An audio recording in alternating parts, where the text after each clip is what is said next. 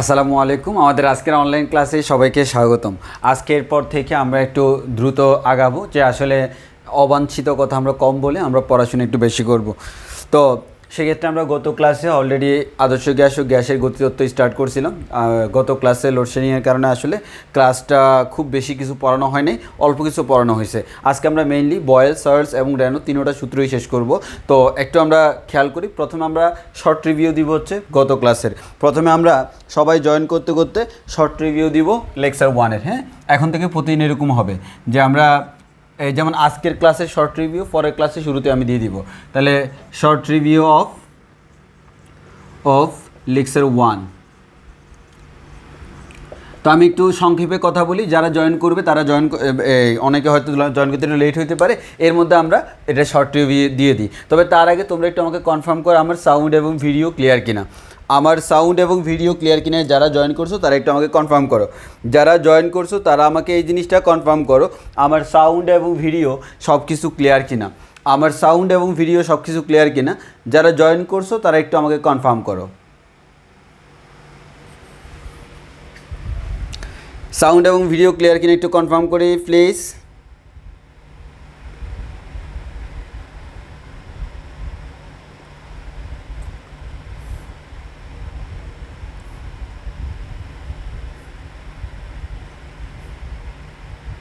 ওকে, যেহেতু ক্লিয়ার তাহলে আমরা সামনের দিকে আগাইতে থাকি। হ্যাঁ, যেহেতু ক্লিয়ার আমরা সামনের দিকে আগাই একটু।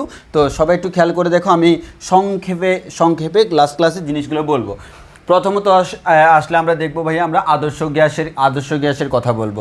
তো আদর্শ গ্যাসে আসলে আমরা প্রথমে এই অধ্যায়ে আমরা যেটা নিয়ে আলোচনা করবো সেটা হচ্ছে আমাদের গ্যাস। তো গ্যাস নিয়ে যদি আমরা আলোচনা করি, এই গ্যাসের মধ্যে আমার তিনটা জিনিসের প্রভাব আছে। সেই তিনটা জিনিস হচ্ছে, একটা হচ্ছে চাপ, আরেকটা হচ্ছে চাপ যাকে আমরা পি দ্বারা প্রকাশ করি, আরেকটা হচ্ছে আয়তন যাকে আমরা ভি দ্বারা প্রকাশ করি, আরেকটা হচ্ছে তাপমাত্রা যাকে আমরা টি দ্বারা প্রকাশ করি। এর মানে এই তিনটে জিনিসের ইফেক্ট গ্যাসের মধ্যে অনেক বেশি, এবং এই তিনটা জিনিসকেও আমরা বলি গ্যাসের চলরাশি। পরীক্ষায় যদি আসে আমাদের গ্যাসের চলরাশি কয়টি, তাহলে গ্যাসের চলরাশি হচ্ছে তিনটি। গ্যাসের যে চলরাশি তিনটি, সেই তিনটি কী কী? Pressure, volume and temperature. এই তিনটা হচ্ছে গ্যাসের তিনটা চলরাশি। এবং কোনো একটা গ্যাসের ক্ষেত্রে আমরা এই তিনটা চলরাশি পাই। এখন এই তিনটা চলরাশির মধ্যে আমরা যে কোনো একটাকে কনস্ট্যান্ট রাখলে, যেমন মনে করো আমি সাপোজ ফর এক্সাম্পল গত ক্লাসে আমরা শুরুতে যেটা দেখছিলাম সেটা হচ্ছে আমি টি কনস্ট্যান্ট রাখলাম, টেম্পারেচার কনস্ট্যান্ট রাখলাম। তাহলে আমি দেখলাম টেম্পারেচার যদি তুমি কনস্ট্যান্ট রাখো, তুমি যদি বলো কোনো একটা গ্যাসের টেম্পারেচার কনস্ট্যান্ট, তাহলে এরা হচ্ছে চলরাশি, এর মানে এটা পরিবর্তন হয়। তার মধ্যে তুমি টেম্পারেচারটাকে কনস্ট্যান্ট রেখে দিছো, বাকি থাকে কি? প্রেশার এবং ভলিউম। তাহলে আমি টেম্পারেচারকে কনস্ট্যান্ট রেখে তার প্রেশার এবং ভলিউমের মধ্যে সম্পর্কটা কেমন সেটা দেখব। অর্থাৎ প্রেশার বাড়লে ভলিউমের কি হয়, প্রেশার কমলে ভলিউমের কি হয়, এই জিনিসটা আমরা দেখব। তাহলে এই টি যখন কনস্ট্যান্ট, ওই মুহূর্তে পি এবং বি এর মধ্যে যে রিলেশন সেটা দিয়ে আমাদের একটা সূত্র হয়। একইভাবে আমাদের পি কনস্ট্যান্ট রেখে পি কনস্ট্যান্ট রাখলে কি থাকে? বাকি দুইটা থাকে ভাই আমাদের প্রেশার যেহেতু কনস্ট্যান্ট, ভলিউম এবং টেম্পারেচার। এই ভলিউম এবং টেম্পারেচারের যে রিলেশন সেটা দিয়ে একটা সূত্র হইতে পারে। একইভাবে আমাদের যদি ভি কনস্ট্যান্ট থাকে, ভলিউমটা কনস্ট্যান্ট থাকে, বি কনস্ট্যান্ট থাকে, তাহলে বি কনস্ট্যান্ট থাকলে বাকি দুটো হচ্ছে কি? পি এবং টি এর মধ্যে রিলেশন। এই পি এবং টি এর মধ্যে রিলেশন থেকে আমার সূত্র ডেভেলপ করা যায়। তাহলে যদি আমি কোনো একটা গ্যাসের তাপমাত্রাটাকে ফিক্সড করে দিই, তার প্রেশারের সাথে সাথে ভলিউমটা কিভাবে পরিবর্তন হয়, তার প্রেশারটাকে কনস্ট্যান্ট রাখলে ভলিউমের রেসপেক্টে টেম্পারেচারটা কেমন পরিবর্তন হয়, তার ভলিউম কনস্ট্যান্ট রাখলে প্রেশারের রেসপেক্টে টেম্পারেচার কেমন পরিবর্তন হয়, এখান থেকে আমি গ্যাসের ধর্ম সম্পর্কে একটা আইডিয়া পাবো। এবং এই যে আমার এই কাজগুলো করব, এই প্রত্যেকটা কাজ করার সময় এখানে কিন্তু আমি কম্প্যারিজন করতেছি, মানে টেম্পারেচার কনস্ট্যান্ট রেখে প্রেশার বাড়াইলে ভলিউমে কি পরিবর্তন হচ্ছে। এবং এক্ষেত্রে আমরা মাথা রাখবো প্রত্যেকটা সূত্রের মধ্যে একটা কমন জিনিস আছে, সেটা হচ্ছে এম কনস্ট্যান্ট, মানে ভর কনস্ট্যান্ট। যদি আমাদের গ্যাসের ভরটা পরিবর্তন হয়ে যায় তখন তুমি কম্পেয়ার করতে পারবে না এটা বাড়াইলে ওইটার কি পড়ে, কারণ তুমি ভর যদি পরিবর্তন করে দাও সেটার কিন্তু প্রেশার ভলিউমের উপর একটা ইফেক্ট পড়বে। ওই কারণে যতগুলোই সূত্র পড়বো আমরা এই জিনিসটা মাথায় রাখবো, এম কনস্ট্যান্ট। এবার আমরা একটা জিনিস মাথায় রাখবো, সেটা হচ্ছে টেম্পারেচার কনস্ট্যান্ট রেখে প্রেশার ভলিউমের মধ্যে যে রিলেশন সেটাকে আমরা বলি হচ্ছে বয়েলের সূত্র। সেটাকে কি বলি? বয়েলের সূত্র। আর প্রেশার কনস্ট্যান্ট রেখে ভলিউম এবং টেম্পারেচারের মধ্যে, ভলিউম এবং টেম্পারেচারের মধ্যে যে রিলেশনটা, ভলিউম এবং টেম্পারেচারের মধ্যে যে রিলেশনটা সেটাকে আমরা বলি হচ্ছে চার্লসের সূত্র এবং চার্লসের সূত্র। এবং আমাদের ভলিউম কনস্ট্যান্ট রেখে প্রেশার এবং টেম্পারেচারের মধ্যে যে রিলেশন তাকে আমরা বলি হচ্ছে চাপীয় সূত্র। এই তিনটা জিনিস আমরা গত ক্লাসে দেখছিলাম এবং প্রত্যেকটা ক্ষেত্রে আমাদের ভরটা কনস্ট্যান্ট থাকতে হবে। আর গ্যাসের চলরাশি হচ্ছে এই তিনটা। এবং আমরা জানি, আমরা বলছিলাম হচ্ছে এই টেম্পারেচার, আমাদের এই বয়েলের সূত্র এবং চার্লসের সূত্র, এই দুইটার সূত্র আমরা আজকে পড়বো, আর গতদিন পড়ছিলাম, আজকে ডিটেলস পড়বো। এই দুইটাকে আমি একসাথে করে নতুন একটি ইকুয়েশন পাই, যেটা আমরা প্রমাণ করতে পারি পিভি ইকুয়ালস টু এনআরটি। এই যে পিভি ইকুয়ালস টু এনআরটি, এটা আমরা কি পাই? বয়েল এবং চার্লস এই দুইটা সূত্রকে সমন্বয় করে। তাহলে আমরা আদর্শ গ্যাস নামে একটা গ্যাস পড়ি, যে গ্যাসের কোনো অস্তিত্ব নাই, কিন্তু বাস্তব গ্যাস পড়তে গেলে সেটা আমাদের কাজে লাগবে। সেই যে আদর্শ গ্যাস আমি কাদেরকে বলবো? যে সকল গ্যাস এই বয়েল এবং চার্লসের সূত্র মেনে চলে। বয়েল এবং চার্লসের সূত্র মানা যে কথা, পিভি ইকুয়ালস টু এনআরটি মানাও সেম কথা। এই পিভি ইকুয়ালস টু এনআরটি মানলে তাকে আমি কি বলতেছি? আদর্শ গ্যাস বলতেছি। ওই কারণে পিভি ইকুয়ালস টু এনআরটিকে বলা হয় আদর্শ গ্যাসের সমীকরণ। এটাকে বলা হয় আদর্শ গ্যাসের সমীকরণ। এগুলো হচ্ছে আমরা প্রাইমারি লেভেলে কথাগুলো বলছি, প্রত্যেকটা জিনিস আমরা ব্যাখ্যা করব।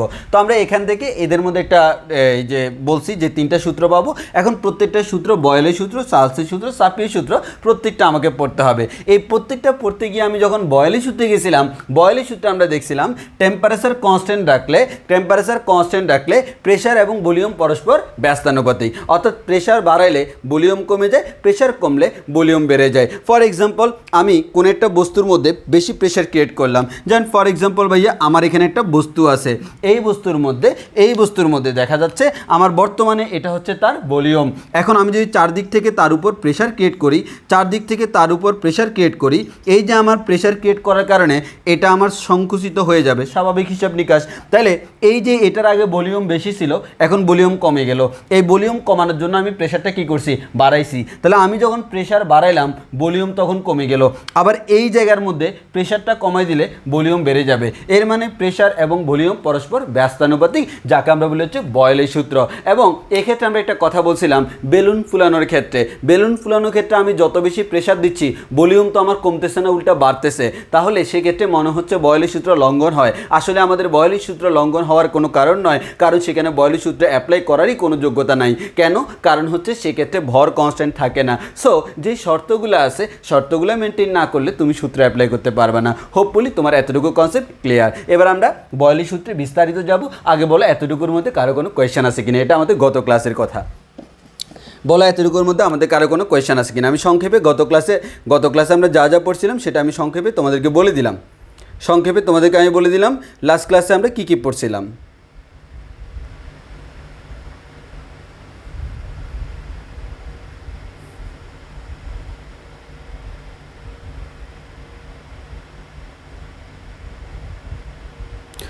এই বলো এতটুকুর মধ্যে আমাদের কারো কোনো কোয়েশ্চেন আছে কি না, একটু আমরা বলি যে এতটুকুর মধ্যে আমাদের কারো কোনো কোয়েশ্চেন আছে কি না, সব কিছু ক্লিয়ার কিনা। তাহলে আমরা আমাদের আজকের পড়াশোনার মধ্যে চলে যাব।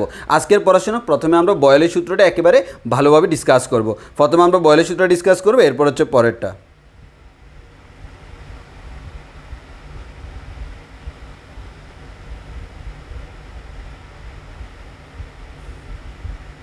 ওকে, যাক আলহামদুলিল্লাহ আমাদের সব কিছু ক্লিয়ার। এবার আসো, আমি এমনভাবে বলবো, দেখবা আমি পড়ানোর সময় এমনভাবে বলবো, ইনশাল্লাহ আমি পড়ানোর সময় তোমার কোনো কোয়েশ্চেন থাকবে না। তাও যদি তোমার কোনো কোয়েশ্চেন থাকে অবভিয়াসলি তুমি আমাকে কোয়েশ্চেনগুলো করবা। তো আসি তোমাদেরকে আমি তাহলে পড়ানো শুরু করি। প্রথমেই আমরা আজকে পড়বো হচ্ছে বয়েলের সূত্র। আই রিপিট এগেইন, আমরা যেই বয়েল, চার্লস আর চাপিয়ের সূত্র, যেই সূত্রটা তুমি পড়ো না কেন, তোমাকে অলওয়েজ মাস মানে হচ্ছে ভরটা কনস্ট্যান্ট রাখতে হবে। মানে ভর বাড়ানো যাবে না, কমানো যাবে না, নির্দিষ্ট গ্যাসের মধ্যে। আমি বললাম আমার এখানে একটা পাত্রের মধ্যে এই পরিমাণ গ্যাস আছে, এই গ্যাসগুলোর মধ্যেই আমি এক্সপেরিমেন্টটা করব। বাইরে থেকে গ্যাস পুশ করতে পারবো না, ভিতর থেকে গ্যাসগুলো রিলিজ করতে পারবো না। যে গ্যাস আছে, amount of gas is constant, that means mass is constant, then you can apply those kind of formula. তো আসি আমরা তাহলে প্রথমে বয়েলের সূত্রটা পড়ি। খুবই সোজা। তাহলে আসো, প্রথমে আমাদের হেডলাইন হবে বয়েলের সূত্র। তো বয়েলের সূত্র যেহেতু তোমরা নোট করবা তাহলে আমি বইয়ের মতো করে লিখে দিই, তাহলে সুবিধা হবে। প্রথমে আমরা লিখি বয়েলের সূত্রের বিবৃতি। বিবৃতিটা আমি লিখি, যদিও বিবৃতিটা তোমরা খুব ভালো করেই জানো অলরেডি। তাহলে আমি বয়েলের সূত্রের বিবৃতি আমি বই থেকে দেখে লিখবো। কেন বই থেকে দেখে লিখবো? যাতে করে কোনো একটা ওয়ার্ডেও কোনো যাতে সমস্যা না হয়, ঠিক আছে? তাহলে আসি, প্রথমত আসো, আরেকটা ইম্পর্টেন্ট কথা হচ্ছে এগুলো সালগুলো মুখস্থ রাখতে হবে, বিশেষ করে ভার্সিটি পরীক্ষা, আবার এইচএসসি এক্সামে, আবার অ্যাডমিশন, মেডিকেল অ্যাডমিশনে সালগুলো আসে। যেমন বয়েলের সূত্র, এটা তপন স্যারের বইতে দেওয়া নাই, ইসাক স্যারের বইতে দেওয়া ছিল মেবি 1662 সাল, যদি আমার ভুল না হয়ে থাকে। তোমরা একটু তাও দেখে নিবা। তপন স্যারের বইতে আমি দেখতেছি না, আমার সামনে তপন স্যারের বই আছে।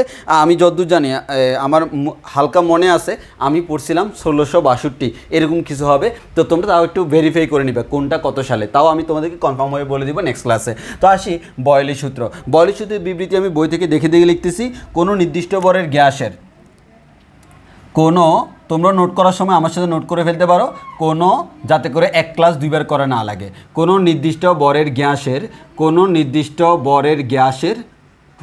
তাপমাত্রা, কোনো নির্দিষ্ট ভরের গ্যাসের তাপমাত্রা স্থির থাকলে, কোনো নির্দিষ্ট ভরের গ্যাসের তাপমাত্রা স্থির থাকলে, কোনো নির্দিষ্ট ভরের গ্যাসের তাপমাত্রা স্থির থাকলে, আমার লেখা একটু অসুন্দর হচ্ছে কারণ দ্রুত লিখতেছি, স্থির থাকলে তার আয়তন চাপের ব্যস্তানুপাতে পরিবর্তিত হয়। তার আয়তন চাপের ব্যস্তানুপাতে পরিবর্তন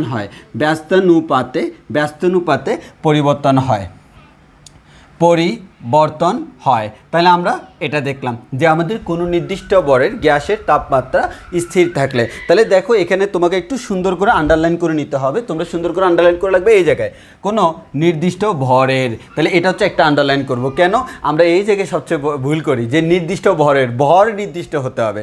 নির্দিষ্ট ভরের কিছু গ্যাস আমি নিলাম, আমি কোনো একটা পাত্রের মধ্যে কিছু গ্যাস নিলাম, যাদেরকে নিয়ে আমি আমার এক্সপেরিমেন্টটা করব। এখন ওই গ্যাসের তাপমাত্রা স্থির থাকলে, তাহলে আমাদের এই বয়েলের সূত্র করার জন্য তাপমাত্রা স্থির থাকতে হবে। যদি তাপমাত্রা স্থির থাকে কার?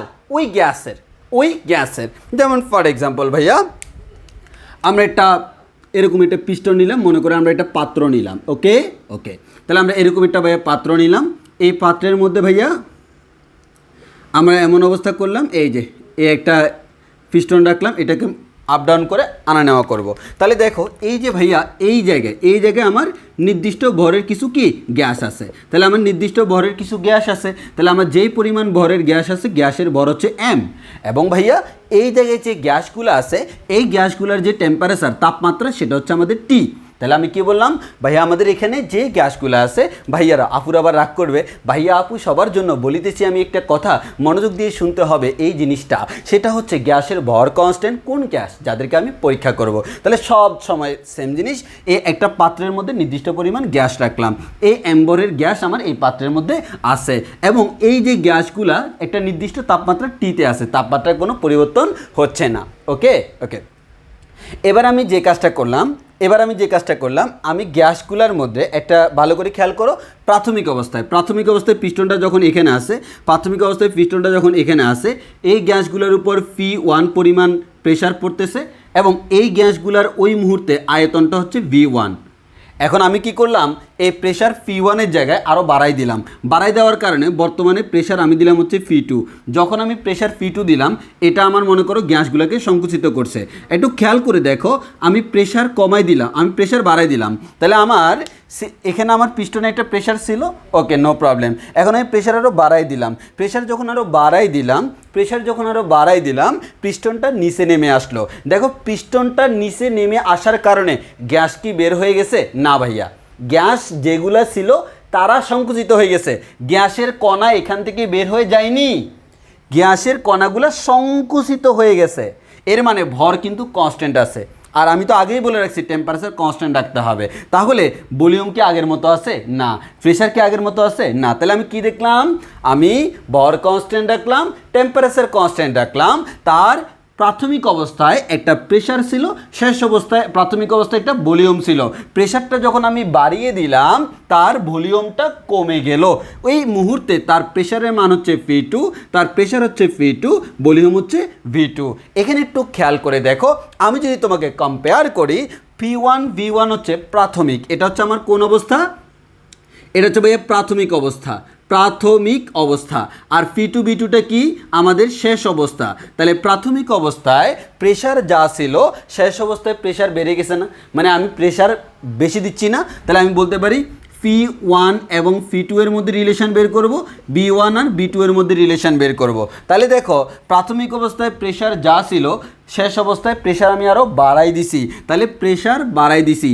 প্রেশার বাড়ানোর কারণে প্রাথমিক অবস্থায় ভলিউম যা ছিল, শেষ অবস্থায় ভলিউম কমে গেল। এর মানে প্রাথমিক ভলিউম বেশি, শেষ ভলিউমটা কম।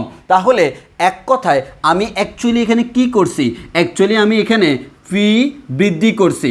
আমি যখন ফি বৃদ্ধি করছি, তখন আমার বিটা কি পাইলো? হ্রাস পাইলো। তাহলে আমি উল্টাভাবে বলতে পারি, ফি যদি আমি বৃদ্ধি না করে হ্রাস করতাম, ভিটা আমার বৃদ্ধি পাইতো। তাহলে আমি বলতে পারি প্রেশার ভলিউম পরস্পর ব্যস্তানুপাতিক, সেটাই বললো তারা। তাহলে কোনো নির্দিষ্ট ভরের গ্যাসের তাপমাত্রা স্থির থাকলে তার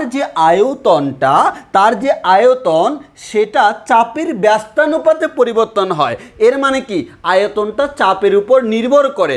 আমি যদি চাপের কোনো পরিবর্তন না করতাম, আয়তনের কোনো পরিবর্তন হইতো না। চাপের পরিবর্তন করলে আয়তনেরও পরিবর্তন হবে, তবে সেটা কেমনভাবে? ব্যস্তানুপাতে। চাপের মান বাড়াইলে ভলিউমের মান কমবে, আমাদের প্রেশারটা কমাই দিলে ভলিউমের মান বাড়বে। তাহলে আমি এখান থেকে বলতে পারতেছি, বিজ্ঞানী বয়লের সূত্র অনুসারে আমরা বলতে পারি, গাণিতিকভাবে বয়লের সূত্রকে লেখা যায় ভলিউম ইজ প্রপোর্শনাল টু 1/1 ফি, বা ভলিউম, আমাদের ভলিউম এবং প্রেশার পরস্পর ব্যস্তানুপাতিক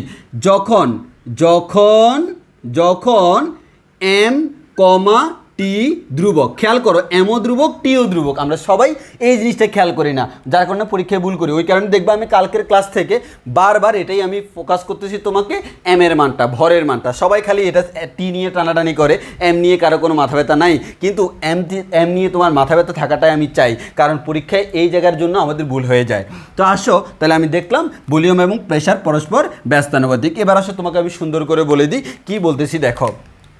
আচ্ছা, তাহলে আমি এখান থেকে বলা যায় না ভাইয়া বি ইকুয়ালস টু সমানুপাতিক চিহ্ন তুলে দিলে একটা ধ্রুবক বসবে, কে মানে হচ্ছে একটা ধ্রুবক, আর এদিকে হচ্ছে 1/ফি। আমি যদি ফি এবং বিটা বজ্রগুণন করে দিই, তাহলে আমি পাচ্ছি ফি বি ইকুয়ালস টু হচ্ছে কে মানেই তো ধ্রুবক, এর মানে ফি বি ইকুয়ালস টু হচ্ছে ধ্রুবক। তাহলে আমি এটাই বলতে পারি, আমি এই জিনিসটা বলতে পারি, বয়েলের সূত্র অনুযায়ী বলা হয় প্রেশার এবং ভলিউমের গুণফল সবসময় ধ্রুবক। কখন? যখন এম এবং টি কনস্ট্যান্ট। বারবার এই কথাটা বলতেছি, যখন ভর এবং তাপমাত্রা কনস্ট্যান্ট, তখন যে কোনো একটা গ্যাসের প্রেশার এবং ভলিউমের গুণফল কি হয়? ধ্রুবক হয়। প্রেশার এবং ভলিউমের গুণফল ধ্রুবক হয়। কোন প্রেশার, কোন ভলিউম? যে একটা নির্দিষ্ট প্রেশারের রেসপেক্টে ভলিউম। যেমন যখন প্রেশার পি দিলাম, তখন ভলিউম কিন্তু V1, যখন প্রেশার P2 তখন ভলিউম V2। এর মানে P1 এবং B1 এর গুণফল ধ্রুবক, P2 এবং B2 এর গুণফল ধ্রুবক। তাহলে আমি এখান থেকে একটা কথা বলতে পারি না ভাইয়া, আমার প্রাথমিক অবস্থায় প্রেশার P1 ভলিউম V1 এটা সমান হচ্ছে ধ্রুবক। আবার শেষ অবস্থায় প্রেশার P2 ভলিউম V2 এটাও হচ্ছে আমার কি? ধ্রুবক। তাহলে আমরা একটা কথা বলতে পারি ভাই এটাও ধ্রুবক সেম কথা, সেম ধ্রুবক, কারণ একই গ্যাস না, একই সিচুয়েশন। তাহলে আমরা বলতে পারি এই P1 B1 এর যে ধ্রুবক P2 V2 ও সেম ধ্রুবক। দ্যাট মিনস আমরা একটা সূত্র বলে ফেলতে পারি P1 V1 equals to P2 V2। এই যে একটা সূত্র পেয়ে গেলাম, সেটা হচ্ছে P1 V1 equals to P2 V2। এটা হচ্ছে আমাদের একটা সূত্র, প্রেশার 1। তাহলে আমরা বলতে পারবো এই P1 হচ্ছে, P মান হচ্ছে প্রেশার, B মান হচ্ছে ভলিউম। এর দুইটা হচ্ছে প্রাথমিক প্রেশার প্রাথমিক ভলিউম, শেষ প্রেশার শেষ ভলিউম। পরীক্ষায় কিভাবে আসবে তোমার চারটা জিনিস, কি প্রাথমিক প্রেশার প্রাথমিক ভলিউম, শেষ প্রেশার শেষ ভলিউম। এই চারটা জিনিসের মধ্যে তিনটা জানা থাকবে, একটা অজানা থাকবে। যেটা অজানা থাকবে সেটা আমরা এই সূত্র দিয়ে বের করতে পারবো। তাহলে এটা হচ্ছে বয়েলের সূত্র P1 V1 equals to P2 V2। আচ্ছা, একইভাবে সিচুয়েশন যদি দুইটা না হইয়া অনেকগুলো হইতো তখন আমরা বলতে পারতাম P1 B1 equals to P2 B2 equals to P3 B3 equals to P4 V4 equals to, মানে যতগুলা আসে এভাবে আমরা বলতে পারি এবার dot Pn Bn equals to হচ্ছে অলওয়েজ ধ্রুবক। তাহলে এটা হচ্ছে আমার বয়েলের সূত্র। তাহলে আশা করি আমরা বুঝতে পারছি বয়েলের সূত্রের গাণিতিক রূপ। এতটুকুর মধ্যে কারো কোনো কোয়েশ্চেন আছে কিনা আমাকে বলো। তাহলে আমরা দেখলাম বয়েলের সূত্রে প্রেশার এবং ভলিউমের গুণফল সবসময় ধ্রুবক হয়। অনেক সময় পরীক্ষা এমসিকিউতে আসে যে এটা কি নির্দেশ করে, অবশ্যই বয়েলের সূত্র নির্দেশ করে। এটা কি নির্দেশ করে, তাও বয়েলের সূত্র নির্দেশ করে। এটা কি নির্দেশ করে, তাও বয়েলের সূত্র নির্দেশ করে। কথা ক্লিয়ার কিনা? এটা কি নির্দেশ করে, তাও বয়েলের সূত্র নির্দেশ করে। তাহলে যে কোনোভাবেই বয়েলের সূত্র আমার হইতে পারে। আমাদের বয়েলের সূত্রের গাণিতিক রূপটা তোমাদের সবার ক্লিয়ার কিনা বলো। যদি ক্লিয়ার হয় তাহলে বয়েলের সূত্র শেষ। তবে বয়েলের সূত্রের কিছু গ্রাফ আছে, যে গ্রাফগুলো আমাদেরকে পড়তে হবে। তো এখন আমরা সেই গ্রাফগুলো দেখব, যে এই বয়েলের যে সূত্র, সেই বয়েলের সূত্র দিয়ে আমি তোমাদেরকে এখন গ্রাফ দেখাবো। বয়েলের সূত্র দিয়ে তোমাদের গ্রাফ দেখাবো, আমাকে বলো তোমার এতটুকু ক্লিয়ার কিনা। ক্লিয়ার কিনা? আমি একবারে সহজ ভাষায় বলতেছি, ইনশাল্লাহ আমাদের ক্লিয়ার হয়ে যাবে। ওকে, কোয়েশ্চেন থাকলে বলবা, খুবই সোজা। আবার বারবার বলতেছি, এখানে পড়া মানে হচ্ছে তোমার কেমিস্ট্রি সেকেন্ড পেপারের প্রথম অধ্যায়ের অনেকটুকু পড়া তোমার পড়া হয়ে যাচ্ছে। সেখানে গেলে তুমি ঠিক সেম জিনিসগুলো পাবা, তবে সেখানে এই জিনিসগুলো এত সুন্দরভাবে ব্যাখ্যা থাকবে না। কেমিস্ট্রি বইয়ে প্রথম দিকে জিনিসগুলো ডিটেলস ব্যাখ্যা নাই, আবার যেগুলো কেমিস্ট্রিতে ডিটেলস ব্যাখ্যা আছে সেগুলো ফিজিক্সে নাই।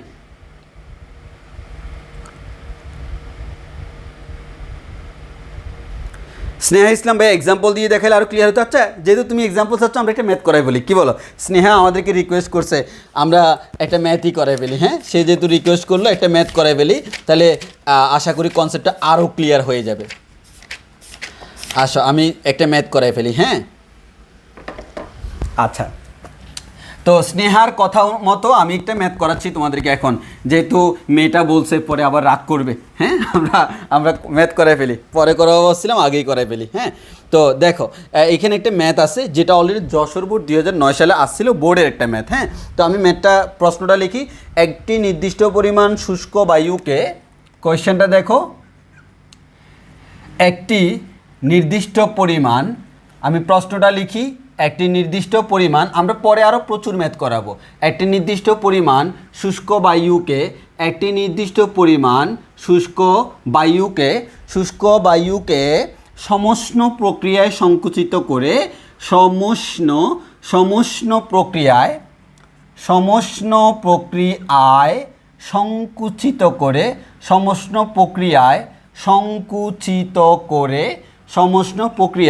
সংকুচিত করে আদি আয়তনের অর্ধেক করা হলো। আদি আয়তনের অর্ধেক করা হলো। এটা হচ্ছে তপন স্যারের বইয়ের প্রথম ম্যাথ। অর্ধেক করা হলো, আদি আয়তনের অর্ধেক করা হলো। এবার বলা হলো চূড়ান্ত চাপ নির্ণয় করো। চূড়ান্ত যে চাপটা, সেই চূড়ান্ত চাপ নির্ণয় করো। এটা তোমাকে প্রশ্ন বললো, চূড়ান্ত চাপ নির্ণয় করো। তো এখানে আমরা একটু অ্যানালাইজ করি। এখানে ছোট্ট একটা জিনিস শিখবো নতুন করে, যেটা অ্যাকচুয়ালি আমাদের কাজে লাগবে। হ্যাঁ, সেটা হচ্ছে কি ভাইয়া, একটা ওয়ার্ড, আমি আগে ওয়ার্ডটা নিয়ে বলি। সমষ্ণ ভাইয়া। এই সমষ্ণ কথাটার মানে কি? তো আমি একটু তোমাদেরকে সন্ধি বিচ্ছেদ শিখাই। আমি যদি বলি সমষ্ণ সন্ধি বিচ্ছেদ করো, বাংলায় তোমরা নিশ্চয়ই এরকম করবা ভাই, সম প্লাস উষ্ণ, সম প্লাস উষ্ণ। ভাই আমরা সম কথাটার মানে আমরা কি বুঝি ভাই? অবশ্যই তোমরা সবাই বুঝো, সম মানে হচ্ছে সমান, সম মানে হচ্ছে সমান। তুমি আমি সম হইতে চাই না কখনো বিষম, হইতে চাই সবসময় সম। আসলে এই সম মানে সমান। মনে করো ওই যে যারা একটু কাব্যের ভাষায় রচনা করে তারা বলে না তুমি আমি সমান, তারা বলে তুমি আমি সম, তুমি আমি সম হব না কখনো বিষম, টম টম টম অনেক কিছু বলে। আসলে চন্দ্রমানের জন্য অনেক কিছু বলতে হয়। আর উষ্ণ মানে হচ্ছে উষ্ণতা, উষ্ণ মানে হচ্ছে কি উষ্ণতা, বলে আমি অনেক উষ্ণ। অনেকে বলে না যে মনে করো কবি কবি কবি তার কবিতার মধ্যে বলিয়াছে নায়িকা, এই যে কবিতার মধ্যে বলিয়েছে নায়িকা নাকি উষ্ণ। উষ্ণ মানে হচ্ছে কি? উষ্ণ মানে হচ্ছে আমাদের তার উষ্ণতা অনেক বেশি, মানে হচ্ছে আমাদের চারদিকে যখন অনেক বেশি গরম পড়ে, যেমন আজকে আমাদের টেম্পারেচার একটু কম, কিন্তু আজকে আমি একটু কম উষ্ণ। গত ক্লাসে আমি খুব হট ছিলাম, অনেক উষ্ণ ছিলাম, অনেক উষ্ণ ছিলাম, অনেক উষ্ণ ছিলাম, আমি অনেক উষ্ণ। এর মানে হচ্ছে আমি অনেক হট, এর মানে আমার টেম্পারেচার অনেক বেশি, এর মানে আমার তাপমাত্রা অনেক বেশি। তাহলে এই উষ্ণ জিনিসটা মিন করে ভাইয়া উষ্ণতা, দ্যাট মিনস হট, কত বেশি হট। এর মানে এই উষ্ণ মানে হচ্ছে উষ্ণতা, উষ্ণ মানে হচ্ছে উষ্ণতা, আর উষ্ণতা মানে হচ্ছে তাপমাত্রা, উষ্ণতা মানে হচ্ছে তাপমাত্রা। তাহলে আমি বলতে পারি ভাইয়া সমষ্ণ কথাটার মানে হচ্ছে সমান তাপমাত্রা, সমান তাপমাত্রা। তাহলে এটাকে আমরা বলি সমান তাপমাত্রা। এবার বলো তাপমাত্রা যদি সমান হয় কার সূত্র অ্যাপ্লাই করিতেই হয়? একটু কমেন্টে বলো না, তাপমাত্রা যদি সমান হয় কার সূত্র অ্যাপ্লাই করতে হয়?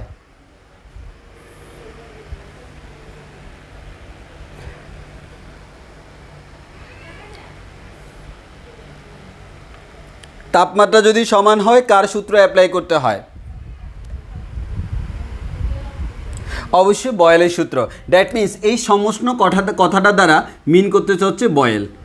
অর্থাৎ তোমাকে সরাসরি বলে নাই, তোমাকে সরাসরি উষ্ণতা আমাদের বলা হলো নির্দিষ্ট পরিমাণ শুষ্ক বায়ুকে সমষ্ণ মানে হচ্ছে একই তাপমাত্রায়। এর মানে একই তাপমাত্রায় কথাটা না বলে তোমাকে একটু ঐতিহাসিকভাবে বলতে সমষ্ণ। তবে তোমরা যখন সেকেন্ড ইয়ারে তাপগতিবিদ্যা পড়বা সেখানে প্রত্যেকটা পদে পদে সমষ্ণ কথাটা পাবা। সেখানে দুইটা জিনিস পাবা, একটা হচ্ছে সমষ্ণ আর একটা হচ্ছে রুদ্ধতাপীয়। সেটা ওইখানে গেলে পাবা। এখন থেকে জাস্ট এটা জেনে রাখবো। তাহলে সমষ্ণ মানে হচ্ছে এক কথা আমরা কি বুঝতেছি? তাপমাত্রা কনস্ট্যান্ট। এর মানে বুঝে গেছি এটা বয়েলের সূত্র। আসো এবার এবার আমাদের ম্যাথ করতে থাকি। আমাদের এই ওয়ার্ডটা বোঝা শেষ। এবার আসো আমরা আমাদের কাজ করি। তাহলে আমরা কি করলাম? ওরা কি বলল? ওরা বলল হচ্ছে একটা নির্দিষ্ট পরিমাণ শুষ্ক বায়ুকে, নির্দিষ্ট পরিমাণ এর মানে ভর কনস্ট্যান্ট, ঠিক কি না? ঠিক। এটা নিয়ে আমার কোনো মাথা ব্যথা নাই, সবসময় কিন্তু ভরটা আমরা কনস্ট্যান্টই চাই। শুষ্ক বায়ুকে সমষ্ণ প্রক্রিয়ায়, দ্যাট মিনস আমি উপরে লিখে দিই টেম্পারেচার কনস্ট্যান্ট, টেম্পারেচার কনস্ট্যান্ট সমষ্ণ বলে দিছে। বলো সংকুচিত করা হয়েছে। এই ভাই কি করছি? সংকুচিত করছি, সংকুচিত করছি মানে তাকে ছোট করে দিছি, সংকুচিত করে দিছি। তাহলে বলা হলো সংকুচিত করে আদি আয়তনের অর্ধেক করা হলো। এর মানে আদি আয়তন যদি আমরা যদি বলি আদি আয়তন V1 ইকুয়ালস টু ধরে নিলাম V, তাহলে শেষ আয়তনটা কত হবে? শেষ আয়তন V2 ইকুয়ালস টু হবে সংকুচিত করে আদি আয়তনের অর্ধেক করা হয়েছে। এর মানে এমন সংকোচন করা করছে তার আয়তনটা আগের অর্ধেক হয়ে গেছে। তাহলে আয়তনটা আগের অর্ধেক হয়ে গেল। তাহলে বর্তমান আয়তন হচ্ছে V2। এবার তোমাকে বললো চূড়ান্ত চাপ নির্ণয় করো। প্রাথমিক চাপ কত আমি জানি না। ধরে নিলাম আদি চাপ ধরে নিলাম P1 ইকুয়ালস টু P ধরে নিলাম। তাহলে তোমাকে বললো চূড়ান্ত চাপ নির্ণয় করো। চূড়ান্ত চাপ যেটা সেটা হচ্ছে P2 ইকুয়ালস টু হোয়াট। তো এখন দেখো না বিজ্ঞানী বয়েলের সূত্র অনুযায়ী আমরা কি বলতে পারি, এবার আমরা লিখে দিব আমরা জানি, তাহলে আমরা বলতে পারি এ যে মান হচ্ছে আমরা জানি কি, আমরা জানি বয়েলের সূত্র অনুযায়ী P1 V1 ইকুয়ালস টু হচ্ছে P2 V2। আমাদেরকে কে বলছে বয়েলের সূত্র করব, এই সমষ্ণ বলছে বলে যে তারা সমপরিমাণে হট, যেহেতু তারা সমপরিমাণে হট আমাদের এখানে অবশ্যই বয়েলের সূত্র ইউজ করতে হবে। তাহলে P1 V1 equals to P2 V2। দেখো P1 এর মান কত, P1 এর মান P, B1 এর মান কত V, P2 এর মান কত, P2 এর মান আমরা বের করব, B2 এর মান কত, B2 এর মান হচ্ছে V/2। একটু খেয়াল করে দেখো V আমাদের এখানে কাটাকাটি চলে যাবে, তাহলে আমরা এখান থেকে পাচ্ছি বজ্রগুণন করে P2 ইকুয়ালস টু হচ্ছে 2P। এর মানে আনসার যদি বের করি আনসারটা হবে চূড়ান্ত চাপ, যেহেতু আমাকে দেখো আদি চাপ কি আমার দেওয়া আছে, দেওয়া নাই, না দেওয়া থাকার কারণে আমি ফি বলছি, যদি কোনো একটা মান দেওয়া থাকতো সেই মানটা আমরা এখানে বসাইতাম। তাহলে চূড়ান্ত চাপ আদি চাপের দ্বিগুণ, চূড়ান্ত চাপ আদি চাপের দ্বিগুণ, শেষ। এটাই হচ্ছে আমাদের ম্যাথ। বলো বুঝছি কিনা,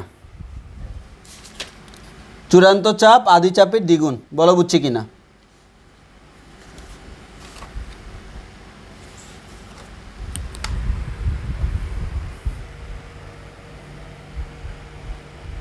এই বুঝছি কিনা বলো। ওকে, কারো কোনো কোয়েশ্চেন থাকলে বলতে পারো, আর না হয় আমরা বয়েলের সূত্রে গ্রাফিক্যাল রিপ্রেজেন্টেশনে চলে যাব। ওকে, এবার আসো আমাদের একটু গ্রাফ বুঝতে হবে। হ্যাঁ, তো আমরা একটু গ্রাফ বুঝি, কি বলো, একটু গ্রাফ বুঝি।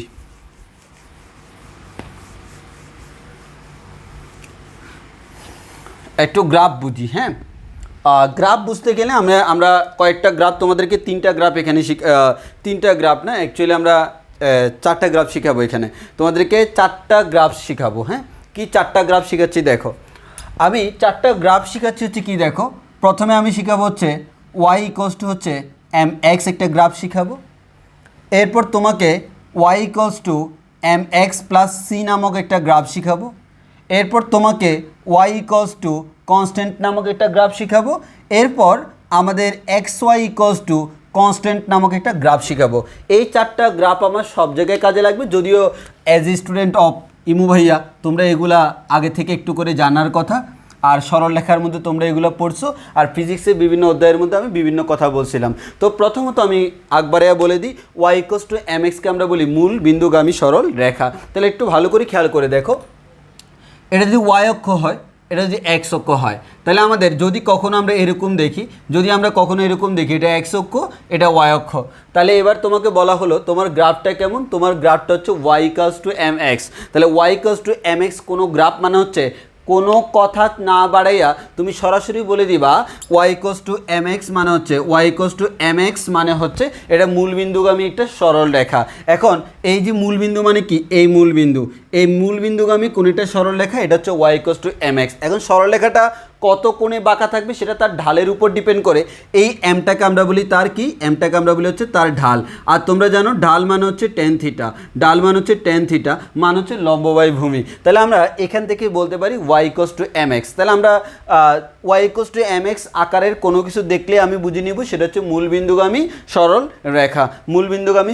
রেখা। তাহলে আমাদের এই গ্রাফটা কার গ্রাফ, এই গ্রাফটা হচ্ছে y ইকুয়ালস টু mx এর গ্রাফ, যেখানে m মানে হচ্ছে এই সরল রেখার ঢাল, এটা তোমরা জানার কথা। ম্যাথে সেকেন্ড পেপারে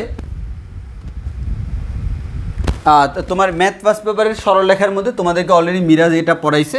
তো আমরা এবার আরেকটু সামনের দিকে যাই, সামনে দিয়ে গেলে y equals to mx plus c গ্রাফটা পড়বো, যে y equals to mx plus c। তাহলে আমি আবার সিমিলার ওয়েতে আমি আঁকি, যে এটা হচ্ছে আমার x অক্ষ, এটা হচ্ছে আমাদের y অক্ষ, y অক্ষ আমি দুইটা আঁকলাম, x অক্ষ আর y অক্ষ আঁকলে এবার হচ্ছে y equals to mx plus c নামক একটা গ্রাফ আঁকবো। তাহলে y equals to mx plus c নামক একটা গ্রাফ আঁকলে এটাও একটা সরল রেখা, তবে এই সরল রেখাটা আর মূলবিন্দুগামী না। তাহলে মূলবিন্দুগামী না হলে সরল রেখাটা কেমন, এই সরল রেখাটা হচ্ছে মনে করো দেখতে এরকম। এই সরলরেখাটাকে আমরা বলতেছি y equals to mx plus c, যেখানে আবার আগের মতো যে ভাইয়া আমাদের এখানে m মান হচ্ছে এই সরলরেখার ঢাল কতটুকু বাঁকবে, প্রশ্ন হচ্ছে c জিনিসটা কি।